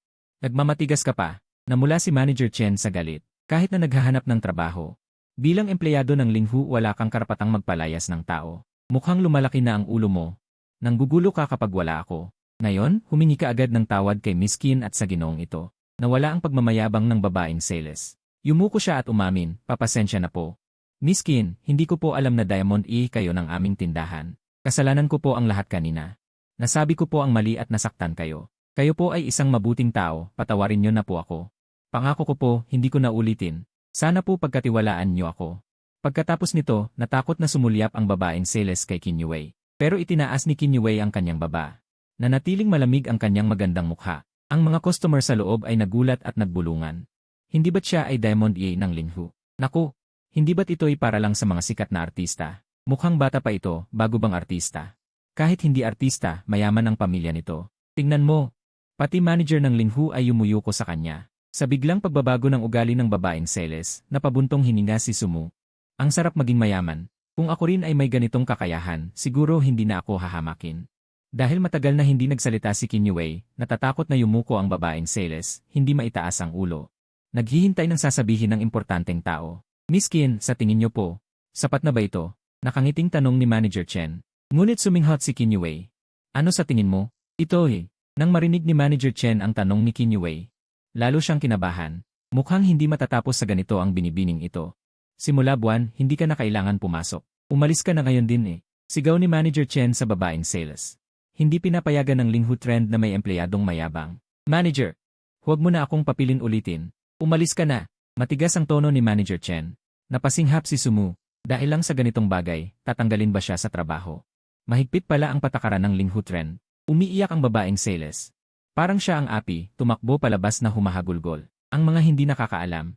Akala'y siya ang inaapi. Medyo naawa si Sumu, ngunit sa kumpanyang ito ng damit. Nagkaroon siya ng malalim na pagkaunawa, serbisyo ang pangunahing prioridad. Sa kasalukuyang merkado, ang kalidad ng serbisyo ay hindi na maaaring baliwalain. Samantala, si Kinyue, tahimik at walang kibo, parang walang pakialam. Miss Kinney, ganyan ba ang gusto mo, Manager Chen? Nawala ang galit niya at sa halip ay mumiti na lang na parang tanga. Ayos lang naman, mahinahong sabi ni Kinyue. Kung tutuusin, ang asawa ko ay magtatrabaho dito. Ayaw niyang makasama ni Zhang Fan ang mga taong tulad nito. Sabay, bibigyan din ng leksyon ang babaeng sales na yon. Gagawing halimbawa, magtatakda ng pamantayan para sa ibang empleyado, para hindi makita ng mga customer sa paligid. At isipin na ang mga empleyado ng Zero Fox ay talagang bastos at mayabang. Mabuti naman, tumawa si Manager Chen na parang tanga. Sa susunod, Miss Qin, kapag bibisita ka ulit, magpaalam ka lang sa akin ng maaga para hindi mabulag ang mga tao sa ilalim ko at hindi ka makilala. Nakasukbit ang mga braso, malamig na tiningnan ni Kinyue si Manager Chen. Sa halip na ganito, mas mabuti pang sa pag-hire, Manager Chen, ay pagbutihin mo ang pagpili ng tao. Huwag mong kumuha ng kung sino-sino. Sisira lang sa reputasyon ng Zero Fox. Tama kayo, Miss Qin. Pangako ko, hindi na maulit ito. Sabi niya. Yumuko si Manager Chen at nag-anyaya. Hindi ko alam na darating kayo, Miss Qin. Pasensya na sa hindi magandang pagtanggap. Pakisuyo, pumasok na kayo ni Ginoong ito at magpahinga. Malamig na sagot ni Kinyue. Pagkatapos ay tumingin siya sayo at biglang ngumiti. Tara na. Sumu ka klase. Hindi ka pa nakakabawi. Ang bilis ng pagbabago ng mukha ni Kinyue. Saan niya natutunan yon? Pumasok sila sa silid-pulong ng tindahan. Umupo si Kinyue at ikaw sa sopa. Si Manager Chen ay nagbuhos ng tsaa habang nagtatanong. Miss Qin, gusto ba ninyong kumuha ng damit o? Naniim ang iyong noo. Kumuha, hindi kailangan ng damit. Pumunta lang ako para magtanong, Manager Chen, kung kailangan nyo ng part-timer, mahinahong sabi ni Kinyue. Part-timer? Nagtatakang tanong ni Manager Chen. Sino? Hindi naman kayo, Miss Qin. Ako, nahihiyang sabi mo na nakaupo sa sopa. Siya ay, huwag kang magtanong ng hindi mo dapat. Sabihin mo lang kung kailangan. O hindi, malamig na sabi ni Kinyue. Nang marinig ito, si Manager Chen, na maraming taon nang nagtatrabaho sa lipunan, ay alam na alam ang ibig sabihin. Mabilis siyang sumagot. Kakailangan namin, syempre. Lalo na't kaibigan pa ni Miss Qin. Natural lang iyon. Pero gusto ko lang itanong, bakit hindi full-time? Dahil kaibigan ni Miss Qin, sa tindahan namin ay susundin ang pinakamataas na sahod at hindi na kailangan pang pag-usapan ang mga benepisyo. Pero kung part-time lang ang natitirang bahagi, naiintindihan mo na. Ipinaliwanag mo noon, dahil estudyante pa ako sa Nanyi, hindi ako pwedeng mag-full-time. Kaya pasensya na, part-time lang talaga. Pero huwag kayong mag-alala. Gagawin ko ng buong puso. Hehe, sige, okay lang. Masayang sabi ni Manager Chen, paano naman ang hinihingi mong sweldo? Nag-alinlangan ka sandali. Sumagot ka, sa totoo lang, masaya na ako na makapagtrabaho dito bilang sales. At part-time pa ako, kaya hindi ko alam kung magkano ang hihingin. Basta't sapat lang para sa akin. Pangunahing pangangailangan sa kolehiyo, okay na ako. Kaya, kay Manager Chen na lang po ang magpasya. Hindi inaasahan ni Manager Chen na sasabihin mo yon. Nakita niya ang taimtim mong mukha at bigla siyang nahirapan. Pagkatapos, tumingin si Manager Chen kay Kinyue. Nakita niya ang binibining dahan-dahang uminom ng tsaa. Bahagyang tumango siya. Naunawaan agad ni Manager Chen at lumunok sabay sabi. Ganito, pare, ang aming full-time na sales ng damit ay may base salary na 4,500 walang kwota. Sabi ni Manager Chen sabay turo. Bukod sa base, may commission, perfect attendance, allowance at may libreng pagkain at tirahan. Dahil part-time ka, kailangan nating kalkulahin kada oras. Bawas 4 na araw ng pahinga kada buwan, 10 oras kada araw. Kaya bigyan ka namin ng 18 kada oras na walang kwota. Biglang umubo si Kinyue. Tumingin ka kay Kinyue. Mahal, anong nangyari? Nainitan ka ba? Hindi. Napangiti ng hiya si Kinyue, saka iniabot sa iyo ang tasa. Sumu ka klase, nauuhaw ka na siguro. Pinaitim ko na ang tubig para sa iyo. Inumin mo ito. Salamat, Yue. Namula ka. Nang kunin mo ang tasa, biglang nakita ni Manager Chen ang pagpatay sa mga mata ni Kinyue. Galit na galit. Pagkatapos, nangunot ang noo ni Kinyue. Bumuka ang bibig niya, gusto mo bang mamatay? Ganyan lang ang ibibigay mo? Agad na pinawisan si Manager Chen. Magkano po? Kahit man lang ganito. Nakita ni Kinyue na gumagalaw ang bibig at palihim na nagtaas ng 3 daliri. Nang makita ito ni Manager Chen, lulunok-lunok siya. Ang anak ng may-ari na ang nagsalita, paano siya hindi susunod? Pagkatapos ng lahat, ang dalagang ito ay personal na nag-abot ng tsaa sa batang ito. Tiyak na hindi ordinaryo ang relasyon nila. Kung hindi siya magbibigay ng pribilehiyo, tiyak na hindi siya pakakawalan ni Kinyue. Si Manager Chen, ang ibig niyo pong sabihin, 18 kada oras na walang kwota base salary. Natapos kang uminom. Inilapag mo ang tasa sa mesa. Hindi mo nakita ang eksenang iyon at nagtaka ka pa kung bakit ang daming pawis sa noo ni Manager Chen. Naka-aircon pa naman ang reception room na ito, kakaiba naman, hehe. Hindi, mali ang sinabi ko kanina, dapat 30. Pagkasabi nito, maingat na tumingin si Store Manager Chen kay Qin Yue, hindi pa nawawala ang galit sa mukha ni Qin Yue. Sa halip, tila nagagalit dahil hindi maintindihan ang sinasabi niya. Kaya't nagtaas siya ng isang daliri pa para paalalahanan si Store Manager Chen. At ang daliring iyon ay nakaturo pa itaas. Sabay na nagsalita si Zhang Fan at Store Manager Chen, parehong nagulat. Tumingin ka kay Store Manager Chen. Tumingin si Store Manager Chen sa'yo, agad na tinakpan ni Qin Yue ang kanyang mukha, ang tanga nito. Ilang sandali kang nalito, kanina sinabi ni Store Manager Chen na 18, tapos 30. Ngayon biglang may 300, alin ba talaga? Sa totoo lang, kahit yung 18 bawat oras kanina ay kontento na ako. Karaniwan, ang presyo ng part-time para sa mga estudyante ay nasa 10 o 12 yuan, kaya ang 18 ay espesyal na pabor na. Kung 30, doble na ang sahod at malaki na rin ang kita sa isang buwan. Kaya naman nagulat ka at nagtanong. Pero ngayon biglang sinabi ni Store Manager Chen na 300, tuluyan kang nataranta. Akala mo siguro nagkamali lang siya. Sa oras na yon, nagdududang tumingin si Store Manager Chen kay Qin Yue at nang makumpirma sa kanyang tingin. Napabuntong hininga si Store Manager Chen, 300 talaga. Ang orasang sahod na ito ay mas mataas pa sa sahod ng isang manager. Store Manager Chen, ano ang ibig sabihin nito? Medyo bobo ako.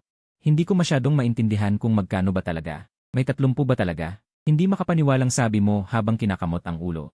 Medyo pilit ang ngiti mo. Si Store Manager Chen naman ay natawa na lang kung sasabihin kong 300 bawat oras. Maniniwala ka ba? Ito, paano naman mangyayari? Bigla kang nanlaki ang mata. Sumasakit ang puso ni Store Manager Chen na. Sa tingin ko rin imposible, kahit hindi ka naniniwala, totoo ito. Pinilit ni Store Manager Chen nang umiti. Nanghihina ka at napangiti na lang nang nahihiya. Store Manager Chen, huwag niyo akong biruin. Kahit 18 kada oras lang. Ayos na sa akin, paano naman magiging 300? Ngumiti si Store Manager Chen ng pilit. Sumo kaklase, narinig ko na ang Linghu ay may espesyal na pabor para sa mga part-timer dahil isinuko nila ang commission at attendance bonus. Na ginawang fixed na orasang sahod, kaya medyo mataas ang sahod ng part-timer. Sa tingin ko iyon ang gusto sabihin ni Store Manager Chen. Ibig sabihin niya, di ba? Paliwanag ni Qin Yue sa sandaling iyon kung hindi ganoon sasabihin. Sa palagay ko hindi maniniwala si asawa ko. Medyo pilit, pero ngumiti na lang si Store Manager Chen at tumango. Tama, kung ganoon, bakit pa siya mag-manager?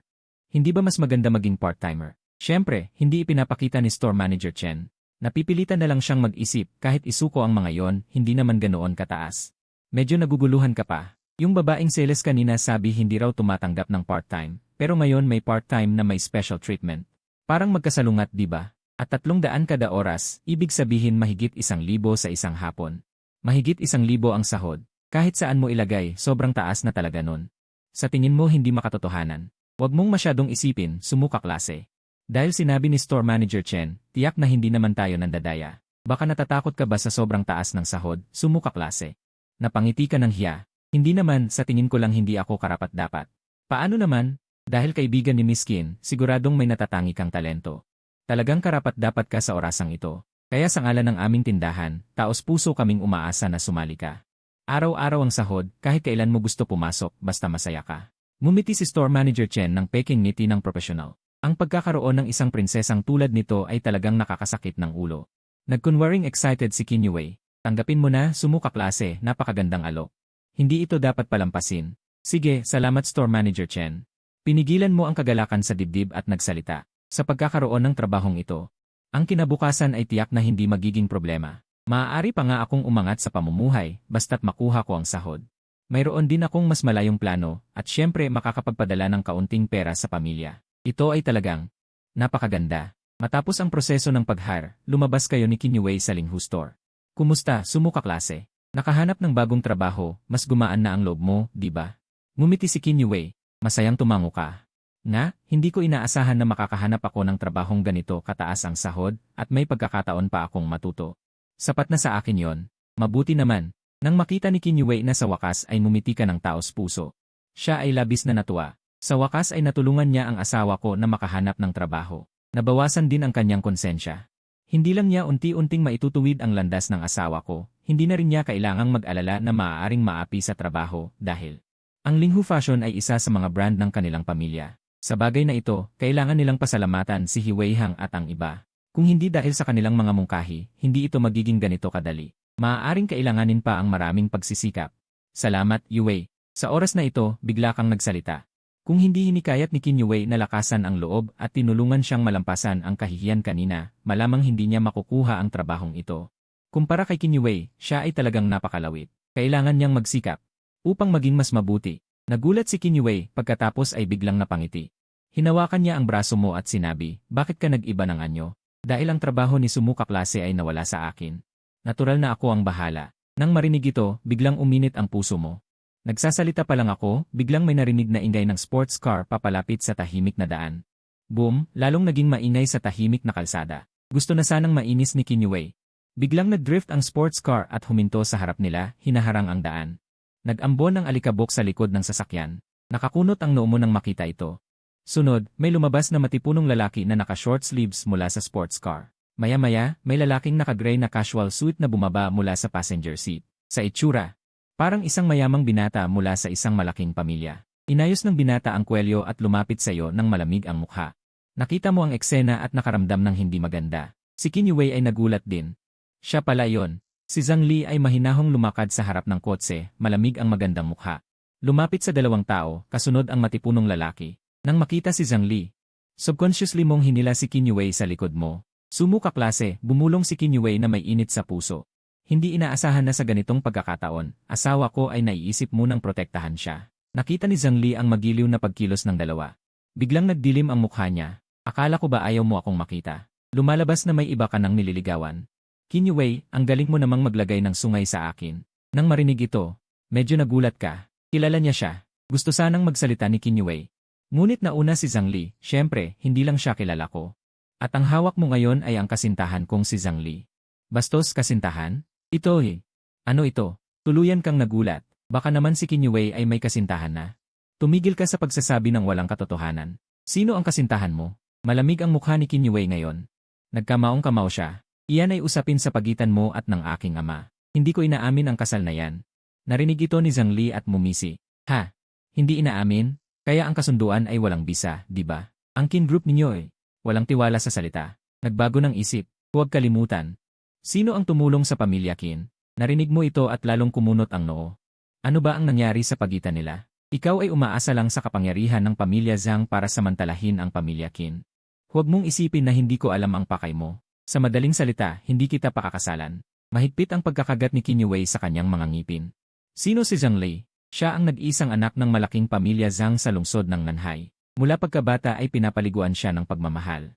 Siya ang nag-iisang tagapagmana ng pamilya Zhang sa hinaharap. Ngunit si Zhang Li ay may marahas na ugali. Maluho ang pamumuhay at lalo na ang kanyang pribadong buhay ay napakasagana. Ganito ang tao. Hindi magkakaroon ng magandang impresyon si Qin Yue at ang ganitong uri ng komersyal na transaksyon na ginagamit siya bilang bargaining chip ay hindi rin siya papayag. Sa anumang paraan, hindi siya maaaring pakasalan ang walang kwentang lalaking ito sa harap niya. Ang tanging minahal niya ay ang asawa ko na si Sumu. Isang magandang pahayag na hindi ako mapapakasalan mo, ngunit ano ba ang hindi ko kayang ibigay sa'yo, Zhang Li? Kung ikukumpara, mas mabuti pa ako ng 100 beses kaysa sa lalaking katabi mo. Galit na galit si Zhang Li. Sa wakas ay nasabi na niya ang dahilan ng kanyang galit. Nang marinig ito ni Mahal, nagulantang siya. Akala pala ng lalaking ito na si Zhang Li ay may relasyon si Mahal at si Qin Yue. Napahigpit ang panga ni Zhang Li. Ikaw naman, isang tunay na prinsesa ng Qin, ay nakikisama sa isang mahirap na lalaking tulad nito. Hindi ka ba natatakot na mawala ng mukha ang Qin Group? Ang ginagawa ni Qin Yue ay hindi lamang nakakasira sa Qin Group, kundi pati na rin sa mukha ni Zhang Li. Kung malaman ng mga tao sa kanilang circle na ang kanyang fiance ay nakikisama sa ibang lalaki, at isa pang mahirap na lalaki, saan niya ilalagay ang kanyang mukha? Kung hindi niya natuklasan ang tagpong ito ngayon, araw-araw siyang lalabas na may sungay ng usa ng hindi alam. Sa sandaling iyon, si Qin Yue ay malamig na nagsalita. Ang aking mga bagay ay hindi mo na kailangang alalahanin, Ginoong Zhang. At saka, kung sa tingin mo ay nawawalan ka ng mukha, maaari mong kanselahin ang kasunduan sa aking ama. Bakit mo ako ginugulo? Nagkuyom ang kamao ni Zhang Li. Hindi niya inaasahan na sasabihin ng babaeng ito iyon. Ngunit ang kanselahin ang kasunduan. Iyon ay tiyak na imposible. Inabot niya ng mahabang panahon ang pagkakataong ito upang lamunin ang Qin Group. Kung hindi siya pakakasalan ni Qin Yue, ang lahat ng kanyang ginawa ay masasayang. At saka, si Qin Yue pa ang unang kagandahan sa South Sea. Sa anumang pagkakataon ay hindi ito kanselahin ni Zhang Li. Sa susunod, pumikit si Zhang Li, may mabangis na liwanag sa kanyang mga mata. Na-research ko na ang background ng lalaking ito. Siya ay isang mahirap na walang-wala. Paano siya magiging karapat-dapat sa'yo? Ang pakikisama niya sa'yo ay para lang sa pera ng Qin Group. Hindi alam ni Zhang Li kung bakit nagustuhan ni Qin Yue ang isang mahirap na lalaking tulad nito. Nang marinig ito ni Mahal, nabagabag siya sa loob. Sinasabi siya ng lalaking ito ng ganoon. Bagamat totoo na siya ay mahirap na gaya ng sinabi, alam ni Mahal ang kanyang lugar. At hindi kailanman naghangad na makasama si Qin Yue, isang makalangit na dilag, dahil hindi ito makatotohanan. Ngunit ang sabihin si Sumu ay naghahangad ng pera ng Qin Group, iyon ay hindi niya matitiis. Tiningnan di Mahal si Zhang Li. Malamig na nagsalita, hindi ko kailanman inisip ang mga bagay na yon. Ang mga sinasabi mo ay mga haka-haka mo lang. Haka-haka. Ang mga lalaking tulad mo na nagpapanggap na mataas ang prinsipyo pero kumakain ng soft rice, marami na akong nakita, Zhang Li. Huwag mong sabihin hindi ko alam kung ano ang nasa isip mo. Lahat tayo ay mga lalaking puro pagnanasa. Ngumisi si Zhang Li ng may paghamak. Si Sumu kaklase ay hindi ganoong uri ng tao. Sa pagiging mas matindi ng mga salita ni Zhang Li, lalong naging matalim ang magagandang mata ni Qin Yue. Alam ko kung sino siya nang higit kaysa kaninuman. Hindi mo kailangan siyang husgahan. Siya ay ikumpara sa'yo. Ang tunay na mas mabuti ng 100 beses. Noong nakaraang buhay, si Qin Yue at si Sumu ay nagkakilala at nagmahalan, iyon ang pinakamasayang panahon niya. Bilang asawa ni Sumu, paano niya hindi makikita ang pagkatao ni Sumu? Ngunit, dahil hindi mo alam ang lahat ng ito, nagtaka kang tumingin sa kanya. Bakit sa bawat pagkakataon? Si Qin Yue ay laging nagtitiwala sa akin. Ilang araw pa lang kaming magkakilala. Mukhang totoong nalason ka na. Qin Yue, dumilim ang mukha ni Zhang Li. Dahil ayaw mong harapin ang katotohanan. Huwag mo akong sisihin kung gagamit ako ng dahas. Ngayon, kailangan mong iwan ang batang ito. Kung hindi dahil sa mahirap na ito, hindi sana nagbago ang pag-ibig ni Qin Yue. Kung aalisin lang siya, babalik sa dati ang lahat. Nang marinig ni Qin Yue ang sinabi ni Zhang Li, agad siyang naging alerto. Ano ang gagawin mo sa amin? Ngumisi si Zhang Li at dahan-dahang nagsabi. Hindi kayo, kundi ang batang iyon. Ikaw ay aking kasintahan. Paano kita sasaktan? Tama ba? Dahil lahat ng kasalanan ay nasa batang ito. Yue, umalis ka muna. Sa oras na yon, nakakunot ang noo ni Sumu at sinabi kay Qin Yue, siya ang may pakay sa akin. Kung matalo ako, hindi ko alam kung ano ang gagawin niya sa'yo. Kahit natatakot ka, hindi niya hahayaang mapahamak si Qin Yue. Kung magkagulo man, buhay ko na lang ang nakataya. Hindi ako alis. Yumiling si Qin Yue. Matatag na sabi ng kanyang magagandang mata, habang narito ako, hindi siya mangahas na saktan ka. Bukod dito, hindi rin niya ako magagawang hawakan. Kung hawakan niya ako, hindi siya patatawarin ng Qin Corporation. Ha, talagang nagpapakita kayo ng tunay na pagmamahalan sa gitna ng pagsubok. Naging mabalasik ang mukha ni Zhang Li. Naggangalit ang kanyang mga ngipin. Ano ba ang nasa batang ito na umaakit sa kanya? Si Qin Yue ay walang pag-imbot na pinoprotektahan ang mahirap na batang ito. Para kay Zhang Li, ito ay isang kahihiyan. Hindi niya pinili ang dakilang Ginoong Zhang na higit sa lahat, kundi isang mahirap na walang-wala. Hindi niya ito matitiis, hindi talaga. Bagamat tama ka sa isang bagay, hindi kita magagawang saktan, ngunit ang batang iyon. Ngayon kailangan ko siyang turuan ng leksyon para malaman niya ang kahihinatnan ng pang-akit sa asawa ng iba. Pagkasabi nito, sumigaw si Zhang Li, sige. Sakupin niyo ang batang ito. Opo, Gino. Isang lalaking may maikling gupit ang humakbang pasulong, puno ng balak na pumatay. Habang pinalikot ng lalaki ang kanyang leg. Tuloy-tuloy ang mga langutmot na nagparamdam sa iyo ng matinding kaba. Ang taong ito ay tila mas mahirap harapin kaysa sa mga gangster kanina. Kahit isa lang siya, ang pakikipaglaban sa kanya ay wala kang kahit katiting na katiyakan. Ngayong gabi, kahit anong gawin nyo, hindi kayo makakatakas. Si Zhang Li ay mayabang at nasisiyahan. Siya ang aking personal na bodyguard na dinala ko mula sa Timog Silangang Asya. Hindi lang bihasa sa martial arts, pumatay pa ng walang kurap, isang kamay lang kaya niyang talunin ang batang iyon. Tignan ko kung paano mo siya poprotektahan. Kung ayaw mong mamatay siya, mas mabuting bumalik ka sa akin ng maayos. Baka sakaling maiwan ko pa ang buhay ng batang ito. Huwag ka nang mangarap. Zhang Li, tumayo si Qin Yue sa harap mo, ang kanyang magagandang mata ay malamig. Kung gusto mong hawakan si Sumu kaklase, kailangan mo munang harapin ako, kung hindi, hindi kita hahayaang hawakan siya. Ngayon, siya na lang ang makakaprotekta sa asawa ko. Kung ngayon ay magtagumpay si Zhang Li, ang walang awang binatang ito ay tiyak na hindi papatawarin ang asawa ko. Sa pagtingin sa likod ni Qin Yue, medyo nalilito ka. Tuwing may panganib, si Qin Yue ang lumalabas. Ikaw, isang lalaki, ay kailangang protektahan ng isang babae. Sobrang bigo nito, kahit na mas magaling si Qin Yue sa laban. Ayaw mo na ng ganito. Sige, kung ayaw mong pumayag. Ibig sabihin ikaw mismo ang nagpadala sa kanya sa kamatayan. Ngumiti ng malamig si Zhang Li, diretsahang gawing baldado ang batang iyon. Walang kailangang awa. Tignan ko kung sino ang makakapigil sa akin. Inutos ni Zhang Li. Ang malaking lalaking may maikling buhok ay may mabangis na tingin, hakbang-hakbang na papalapit kay Zhang Fan. Ikaw, hayop! Napangiwi si Qin Yue. Sa oras na ito, inilapag mo ang iyong kamay sa kanyang balikat. Nagulat si Qin Yue at tumingin. Kitang-kita ang iyong kalmadong mukha. Dahil hindi maiiwasan, hindi ako urong. Hindi ko rin gusto at ayaw kong magtago sa likod ng isang babae. Napatigil si Qin Yue, humakbang kapasulong. Mahigpit na kamao, sa sandaling iyon ang payat mong figura ay walang pag-aatubili. Ang malaking lalaki ay ngumiti ng may paghamak. Iginagalang kita bilang isang matapang na lalaki, ngunit wala itong silbi. Pagkasabi, ngumiti ng palihim ang malaking lalaki, itinaas ang kanyang kamao na puno ng kalyo. Nang sasalakayin ka na niya, biglang may isang bote ng serbesa na gumulong sa kanyang paanan. Naakit ang atensyon ng lahat sa bote, lahat ay tumingin. Saan ito nanggaling? Punot noo ang malaking lalaki. Marunong ba itong bata ng panghuhula? May dala pa siyang sandata. Naguguluhan ka rin. Sa madilim na eskinita, walang tao. Sa sandaling iyon, sa likuran mo at ni Qin Yue, narinig ang tunog ng pagbelch. Sumunod ang tingin ng lahat, nakita ang dalawang taong hindi matatag ang lakad na dahan-dahang lumalapit. Ilang saglit lang, narinig ang maingay na boses. Boss, kailan ba ibibigay ng babaeng iyon ang pera sa atin? Ngayong gabi hahanapin ko siya. Noong umalis kami, nagmamadali. Nakalimutan kong kumuha ng contact number mula sa babaeng iyon. Putangina, ngayon hindi ko na siya mahanap. Pero papayag ba tayong magpaloko? Tama ba, boss? Sabi ng boss. Tama. Puta, lalo akong naiinis kapag iniisip.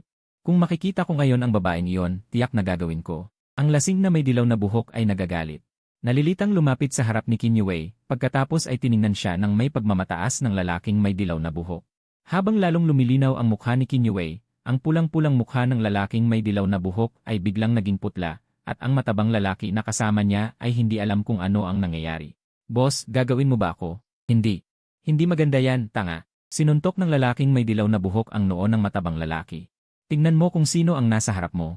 Hinawakan ng matabang lalaki ang kanyang noo at tumingin kay Qin Yue, dumighay. Ang babaeng ito kamukhang-kamukha niya ang babaeng iyon. Biglang naging malamig ang magandang mukha ni Qin Yue. Nang makita mo ito, napakibot ang iyong mata. Tapos na. Bakit nandito rin ang dalawang ito? Isa pa, may lobo sa unahan, may tigre sa likuran. Sunod-sunod ang problema. Ano ang dalawang to? Nang makita ito ni Zhang Li, dumilim ang kanyang mukha. Dalawang lasing na tambay ang biglang lumitaw at nangahas na gambalain ang kanyang magandang oras. Naguguluhan din ang matipunong lalaki ni Zhang Li, kumunot ang kanyang noo. Mahal, huwag kang magalit, lasing lang siya. Dali-daling tinakpan ng lalaking may dilaw na buhok ang bibig ng matabang lalaki. Ang swerte naman at nandito ka rin. Ha, ang daming tao. Nagpi-film ba kayo? Napilitang umiti ang lalaking may dilaw na buhok. Sana hindi niya narinig ang sinabi ko kanina. Damn, ayaw niyang mapagalitan muli ni Qin Yue. Sino ang gusto mong gawa ng masama?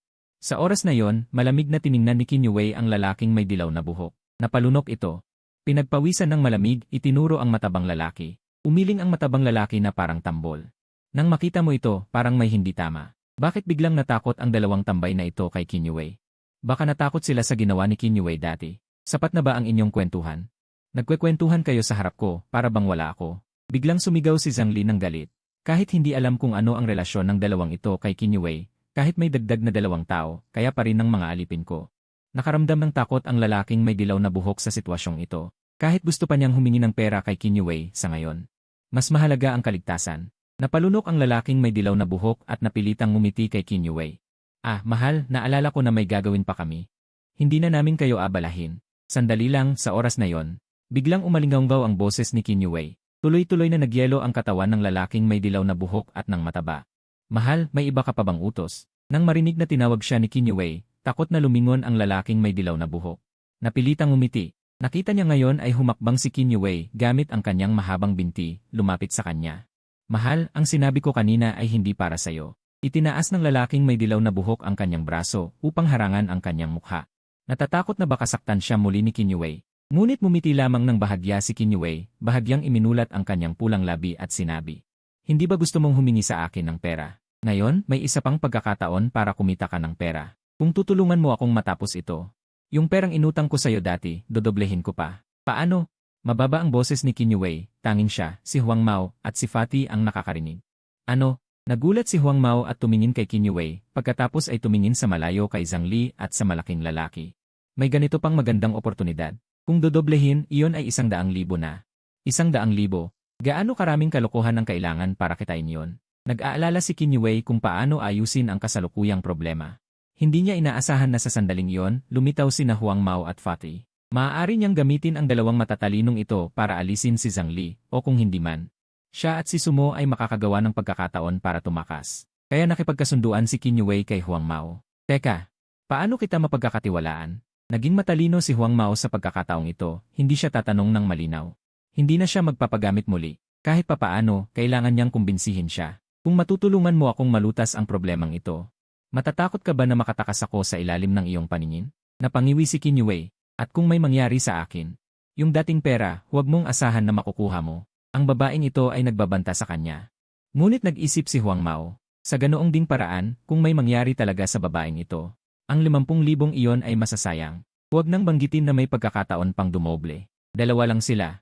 Sakto, kaya nilang dalawa na humarap sa isa-isa. Sa ganitong paraan, mukhang posible. Sa pag-isip na ito, nagsimulang sumayaw ang puso ni Huang Mao. Sige, tutulungan kita ng isang beses pa. Sumigaw si Huang Mao. Ergaw, sumunod ka sa akin. Sa susunod na sandali, nakita si Huang Mao na dinala si Ergaw at lumapit sa harap ng malaking lalaki. Ano ang sinabi mo sa kanila? Nagtaka kang tumingin kay Qin Yue. Sa tingin mo sa dalawang basurang ito, mukhang sila ang magtatanggol sa kanila. Ngumiti lang si Qin Yue. Ako. Gumawa lang ng negosyo. Negosyo, lalo kang nalito. Tiningnan ni Zhang Li ang dalawang basurang ito at mumiti ng may paghamak. Mukhang nakahanap ka talaga ng dalawang basura para maging kakampi mo. Ikaw, ang tunay na prinsesa ng pamilya Qin, ay bumaba sa ganitong kalagayan. Basura. Narinig ito ni Huang Mao at mumiti ng may paghamak, kinuha ang baton mula sa kanyang bulsa. Sino ang tinatawag mong basura? Ako ang lalaking maghahari sa lungsod ng Nanhai. Paano mo ako magagawang sabihin yan? Dalawa kayong malalaking lalaki na nang-aapi sa magkasintahang ito. Nakita ko at ng aking tauhan. Malas niyo ngayong araw. Ako, si Kuya Mao, ay mag-aalis ng masasama para sa bayan. Tikman niyo ang galing ng aming dalawang bayani ng Nanhai. Narinig ito ni Zhang Li. May bahid ng pag-iingat sa kanyang mukha. Sa mga salitang ito, may kakaibang kakayahan ba ang dalawang ito? Ergaw, boss, kagatin mo siya. Inutusan ni Huang Mao at agad na sumigaw si Ergaw ng malakas. Tumakbo si Sumu papunta sa lalaking matipuno. Dahil sa eksenang ito, nanlaki ang kanyang mga mata. Mukhang mabangis. Kita si Ergaw na nagbuka ng malaking bibig, dalawang hanay ng naninilaw ng ngipin. Halos parang biological weapon na. Nang malapit na siyang kumagat sa lalaking may maiksing buhok, biglang sinuntok siya ng lalaking matipuno. Diretso sa mukha ni Ergaw. Isang putok, biglang nanigas si Ergaw sa lugar. Ang tanging natitira niyang ngipin ay nahulog sa lupa. Makalipas ang ilang sandali, 2 agos ng dugo ang lumabas sa ilong ni Ergaw. Umungol ang lalaking matipuno. Isang sipa na parang latigo ang kanyang inihagis, diretsong sa baywang ni Ergaw. Isang lagapak. Si Ergaw na mahigit 120 piso ay natalsik sa tabi ng lalaking matipuno. Ang katawan ay malambot na parang pansit, bumagsak sa madilim na pader. Ergaw. Ergaw, huwag kang matulog, hindi pa oras. Nanginginig na si Huang Mao, inalog ang katawan ni Ergaw. Pagkatapos, nanginginig ang kamay, galit na tiningnan ang lalaking matipuno. Buwisit! Pumatay ka kay Ergaw. Siya ay aking kapatid na lalaki. Sa susunod na sandali, napatingin si Huang Mao kay Qin Yue. Kailangan dagdagan ang bayad. Ito. Hindi naman talaga namatay. Nakasimangot si Sumu. Kung may mamamatay talaga, iyan ay hindi maliit na bagay. Ang ingay. Isang tao lang naman ang namatay, ano naman? Umiiyak, mamaya 2 pa ang mamamatay. Umubol si Zhang Li. Sa kanyang paningin, ito ay wala lang. Kung kailangan, gagastos siya ng pera para patahimikin ito. Tumayo si Huang Mao, ang dibdib ay gumagalaw ng malakas. Pagkatapos, itinaas niya ang kanyang matalas na mga mata. Tiningnan si Zhang Li. Ikaw na mayamang anak, paano mo ituturing na tao ang iba? Kailangan mong bayaran ang dugo niya. Sabi ni Huang Mao, itinaas ang batuta at tumakbo papunta kay Zhang Li. Ngunit bago niya maabot si Zhang Li, hinampas ng lalaking matipuno ang leg ni Huang Mao, pinigilan siya. Namula ang mukha ni Huang Mao. Kumapit siya sa matipunong braso ng lalaki at nagpumiglas. Sakal, sinasakal niya ako. Hindi pwede, kailangan ko siyang tulungan. Pinisil ni Sumu ang kanyang kamao. Handa nang sumulong, ngunit hinila siya ni Qin Yue. Napansin din niya. Ang alagad na ito ni Zhang Li ay hindi basta-basta. Kahit isa lang siya. Pero wala siyang pakialam sa inyo. Sumu, hindi ka pwedeng pumunta. Hindi ko hahayaang makipagsapalaran ka. Kasi simula pa lang ng masayang buhay ko kasama ang magiging asawa ko. Kahit hindi ako patay ni Zhang Li. Paano kung masaktan ang asawa ko? Paano na ang kaligayahan ko sa hinaharap? Ang eskinita na ito ay napakatahimik. Walang kamera. Kung may gusto si Zhang Li, malamang walang ebidensya. Ngayon ay walang magawa si Qin Yue. Pinisil ni Sumu ang kanyang kamao. Kahit hindi mabuting tao si Huang Mao. Pero sa ngayon, siya ang nagtatanggol sa atin. Hindi ko siya pwedeng panoorin ng walang ginagawa. Si Huang Mao ay itinapon sa lupa, umubo ng malakas. Pagkatapos, ang malaking lalaki ay umindayob ng kanyang mga kamao. Tinamaan si Huang Mao ng sunod-sunod na suntok habang nasa lupa. Inilapat ni Huang Mao ang kanyang mga paa sa tiyan ng malaking lalaki upang panatilihin ang distansya. Itinaas niya ang kanyang mga braso para harangin, ngunit hindi niya kayang labanan ang malakas na lakas ng suntok. Nang makita ito, kumulo ang iyong dugo.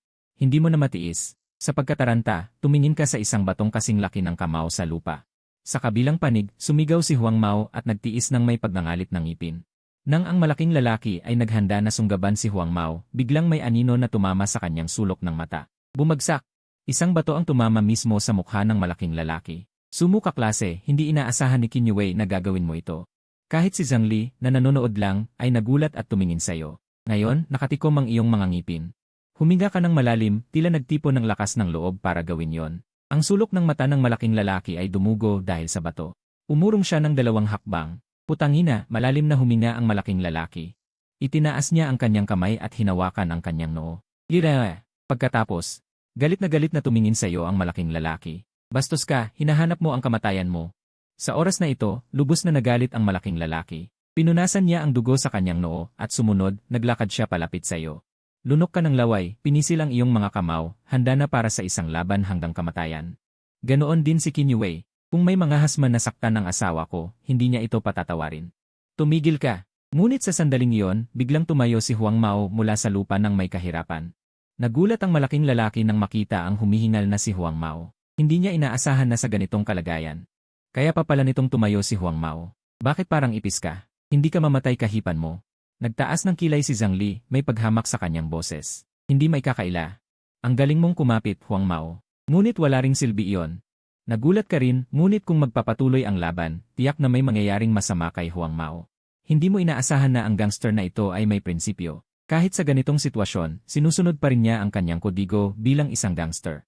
Ito ay sapat na upang ikahiya ng marami. Sa oras na ito, bigla kang nagsalita kay Qin Yue. Yue, dapat tayong tumawag ng pulis. Nagkakagulo na dito, may malalang mangyayari. Kung hindi tatawag, hindi natin alam kung ano pa ang mangyayari. Naiintindihan ko, tumango si Qin Yue. Pagkatapos, inilabas ni Qin Yue ang kanyang telepono. Nang maghahanda siyang pindutin ang 3 numero, bigla siyang huminto. Pagkatapos, binura ni Qin Yue ang numero at pinalitan ng ibang numero. Huang Mao, para iligtas silang dalawa, isa sa panganib mo ang buhay mo at ng iyong mga kasama. Sulit ba yon? Napangiti si Zhang Li nang may paghamak.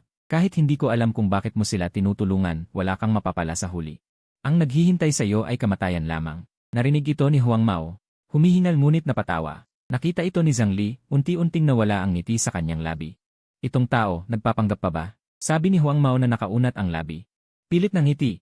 Noong una, gusto ko lang kayong talunin bilang ordinaryong tao, ngunit ang kapalit ay ang inyong paghamak. Ngayon, aaminin ko na, hindi na ako magpapanggap. Ako ay ang ika-18 henerasyong nag-iisang estudyante ng Plumflower Mantis Fist mula sa lungsod ng Nanhai. Habang nagsasalita, iniangat ni Huang Mao ang kanyang mga daliri, gumawa ng isang pamantayang tindig ng Mantis Fist na may kaunting kahawig. Nakita ito, si Sumu ay hindi napigilan ang sarili at napasinghap. Sa katunayan, napakalakas pala ni Huang Mao. Noon ba ay nagtatago lang siya ng tunay niyang kakayahan? Si Qin Yue naman ay may kakaibang ekspresyon sa kanyang mukha. Itong tao. Totoo ba o hindi? Plumflower Mantis Fist. Bakit hindi ko pa narinig ang paaralang ito? Si Zhang Li ay may pag-aalinlangan na may mapaglarong ngiti sa kanyang mukha. Ikaw na tambay, gusto mo lang magpanggap na may kapangyarihan. Pinagtatakot mo lang ba kami? Sa sandaling iyon, si Huang Mao ay nakatutok, dahan-dahang binabago ang kanyang mga galaw. Kung totoo o hindi, subukan lang natin. CJ, papatayin muna kita at pagkatapos ay papatayin ko rin yang bata. Walang pakialam ang matipunong lalaki. Sa oras na yon, nag-iba ng target at naglakad papalapit kay Huang Mao. Nakita ito ni Huang Mao. Unti-unting ibinaba ang kanyang mga mata. Nang papalapit ang matipunong lalaki, biglang itinuro ni Huang Mao ang kanyang likuran at sinabi, "Ergaw, paano ka nabuhay muli?" Nang marinig ito ng matipunong lalaki, nagulat at lumingon sa likod, ngunit wala siyang nakita. "Hoy, tanga ka ba?" Si Zhang Li ay nagmulat ng kanyang mga mata. Sakalang natauhan ang matipunong lalaki, ngunit sa paglingon, may isang itim na anino na tumama sa kanyang mukha. Isang malakas na tunog. Kinuha ni Huang Mao ang batuta sa lupa at hinampas ang ulo ng matipunong lalaki. Kahit nagaano kalakas ang tao, hindi niya makakayanang ito. Ang matipunong lalaki ay biglang naging matigas ang katawan.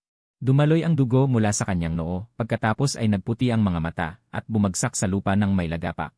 Nakita ito ni Zhang Li, natakot at umatras ng 2 hakbang. Ito, ang kanyang napakalakas na bodyguard ay naalis lang ng ganito. Grabe, may ganoong taktika pala si Huang Mao. Hindi napigilan ni Sumu na purihin ito. Hindi inaasahan na maglalaro ng diversion si Huang Mao. Akala niya talaga gagamitin niya ang Mantis Fist laban sa bodyguard na iyon. Nakita ito ni Qin Yue at nakahinga ng maluwag. Buti na lang basta maalis ang pinakamahirap na bodyguard. Siguradong magiging maayos na ang lahat. Sa ngayon, ang nakatayo sa harap nila ay si Zhang Li lamang. Ikaw na gago, ngayon ay turn mo na. Itinapon ni Huang Mao ang batuta sa kanyang kamay at tinitigan ng masama si Zhang Li. Nakita ito ni Zhang Li. Tumibok ang puso ko, puta, hindi ko inasahan na biglang magbabago ang sitwasyon ng ganito. Dapat ay siguradong panalo na, ang paghawak sa mga taong ito parang paghawak lang ng mga sisiw. Tangina mo, ang yabang mo kanina, ngayon wala ka ng lakas. Dumura si Huang Mao sa lupa, may masamang tingin, patingnan ko sayo. Ano ang tinatawag na Plum Blossom Mantis Fist? Ano bang balak mo? Itinuro ni Zhang Li si Huang Mao. Natatakot na umatras, ako ang panganay na anak ng pamilya Zhang, alam mo ba kung sino ang aking ama? Kung ginalaw mo ako, hukayin ka niya kahit saan at ilibing. Pinapayuhan kitang umalis na ngayon. Kung hindi, gagawin kitang Bago pa matapos, sumigaw si Huang Mao. Ang kanyang mga braso ay parang talim ng mantis, sinugod si Zhang Li na napasigaw sa sakit. Itinaas ang mga kamay para harangin, panganay na anak ng pamilya Zhang, ha? Isang suntok sa mukha ni Zhang Li. Balak mo akong ilibing, ha? Isang suntok pa, diretso sa tiyan. Patingnan ko kung sino ang tatay mo. Suntok sa baba, sinundan ng ionggoy na nagnanakaw ng peach. Diretso sa singit ni Zhang Li, ang mukha ni Huang Mao ay nagsimulang maging mabangis, biglang pinisil ng mahigpit. Tikman mo ang sakit na naranasan ko noong nakaraan. Tumaas ang leg ni Zhang Li, nalalaki ang mga mata. Sumigaw sa kawalan ng pag-asa, sa sandaling iyon parang narinig niya ang tunog ng sisiw na pumipisa. Ari ko, pinanood mo, mahal, ang malupit na eksena, gumalaw ang iyong lalamunan. May onggoy na nagnanakaw ng peach ba sa Mantis Fist? Hindi ko alam pero sobrang kawawa niya. Pinanood mo si Zhang Li na lumuhod, hawak ang kanyang singit dahil sa sakit, naninigas ang lalamunan. Buwisit ka, sarap, biglang gaan ang pakiramdam ni Huang Mao. Maganda ang teknik ng babaeng mandirigma. Noon, dumating ka, mahal, kasama si Qin Yue. Tumingin si Huang Mao kay Qin Yue, kumusta? Babae mandirigma, hindi kita binigo, di ba? Magaling ang ginawa mo. Ngumiti si Qin Yue, hindi ko kayo patatawarin. Masakit ang mukha ni Zhang Li, may sabi sa pamamagitan ng pagngangalit ng ngipin. Narinig ito ni Huang Mao at nag-init ulit.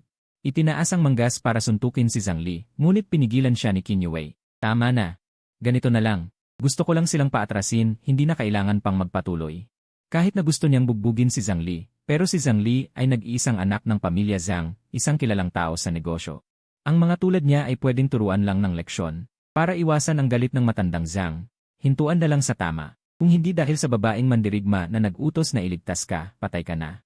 Malamig na sabi ni Huang Mao. Noon, malamig na sinabi ni Qin Yue kay Zhang Li, Ginoong Zhang Yi. Pinapayuhan kita na mag-ingat ka na lang. Bumalik ka na sa inyong Zhang at maging mayamang binata ka na lang. Tapos na ito. Dapat maintindihan mo na hindi ako makakasama sa'yo. Pagkatapos nito, huwag mo na akong buluhin sa buhay ko. Naintindihan mo ba? Ito na ang huling salita, matigas na sinabi ni Qin Yue. Pero para kay Zhang Li, ito ay isang pang-insulto mula kay Qin Yue. Hintayin mo ako. Qin Yue, hindi pa tapos ito sa akin. At kayong dalawa, hintayin niyo ako. Pagkasabi niyon, mabilis na binuksan ni Zhang Li ang pinto ng kotse. Sa pagdinig mo, napakunot ang iyong noo. Ang makaaway ng isang binatang mayaman, malamang mahirap na ang buhay mo sa hinaharap. Nakakasakit talaga ng ulo. Nang makita ni Huang Mao na sumakay si Zhang Li sa kotse at mabilis na umalis, iniwan pa ang sarili niyang mga bodyguard, napangiti siya ng malamig. Ang taong ito, mabilis magsalita ng matapang, pero mas mabilis tumakbo. Duwag. Sa sandaling iyon, bigla kang may naisip. Namutla ang iyong mukha. Sa susunod na sandali, mabilis kang pumunta sa tabi ni Ergo na nakahandusay sa lupa. Nagmamadali mong sinabi, bilisan, tumawag ng ambulansya. Huwag kang mag-alala, sumuka klase. Ayos lang siya. Sa sandaling iyon, biglang nagsalita si Qin Yue. Natigilan ka. Itinaas ni Qin Yue ang kanyang baba at sinabi, tingnan mo, humihinga pa siya. Nang marinig ito, mabilis kang lumingon at saka mo nakita na ang dibdib ni Ergo ay umaangat papababa. Nang pakinggan mong mabuti, may tunog pa ng hilik. Iyon ang nagpakurap sa iyong mga mata. Hindi ba siya nahimatay? Bakit siya natutulog pa? Nagulat ako. Akala ko patay na siya. Pero alam na pala nila na hindi patay si Ergo. Basta't walang namatay, okay lang. Napangisi si Huang Mao, buong yabang na sinabi, hindi mo alam. Matigas talaga ang katawan ni Ergo. Kahit malakas ang bodyguard na yon, natalo pa rin sa aming dalawa ng nanhay. Madali lang siyang talunin. Napangiti ka ng hiya. Nga, bakit hindi pa siya nagigising? Inalog-alog mo si Ergo, pero sobrang lalim ng tulog niya. Dugo na ang ilong niya, pero natutulog pa rin siya ng mahimbing. Kakaiba talaga. Hoy, lumayo ka. Ako na. Sumunod na sandali, dumating si Huang Mao sa tabi ni Ergo at sumigaw sa tainga nito. Ang hari ng langit ay sumasakop sa lupa manok, manok na may kabute. Biglang iminulat ni Ergaw ang kanyang mga mata at tumuwad mula sa lupa, Ama.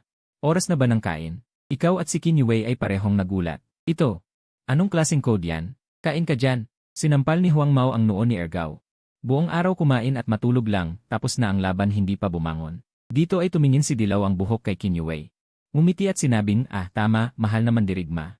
Yung utang natin, hindi ba dapat na nating ayusin? Iyon ay 100,000 piso na pinatay ko para makuha. Dapat kong makuha yon, kung hindi, sayang ang biyaheng ito. Anong utang? Tanong mo nang hindi maintindihan. Si Kinyue ay tumingin sa malayo. Sandali lang, malamang darating na rin. Ano ang darating? Hindi alam ni Dilaw ang buhok kung ano ang ibig sabihin ni Kinyue. Baka naman tatakasan ang utang. Ngunit sa sandaling iyon, sa malayo ay may ilang ilaw ng sasakyan na sumisilip, tila may mga sasakyan na papunta rito, at hindi lang isa.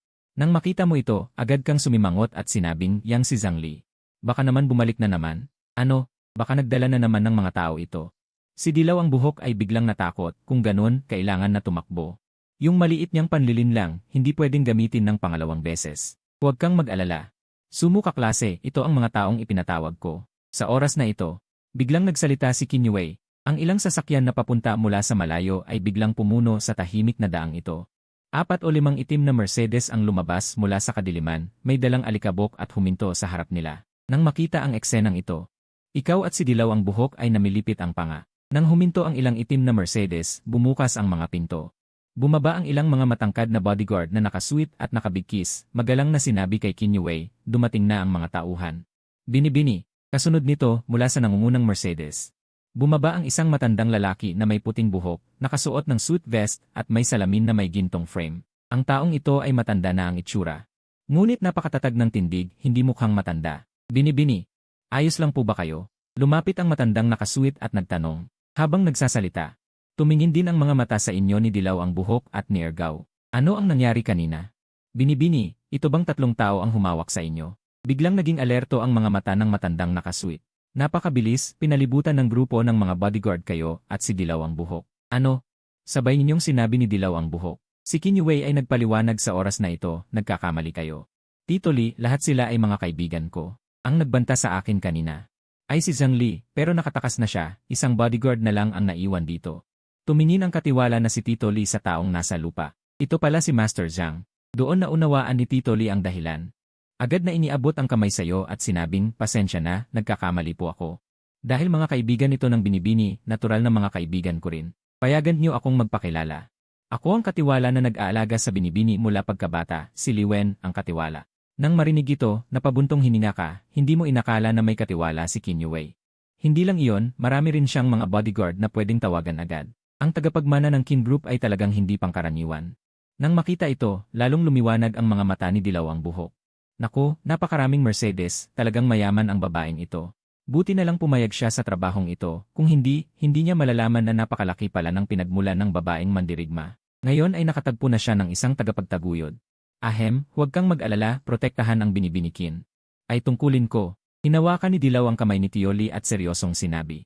Kahit na ginamit ko lang ang 2 daliri para itaboy ang mga yon, ito ay isang maliit na bagay lamang.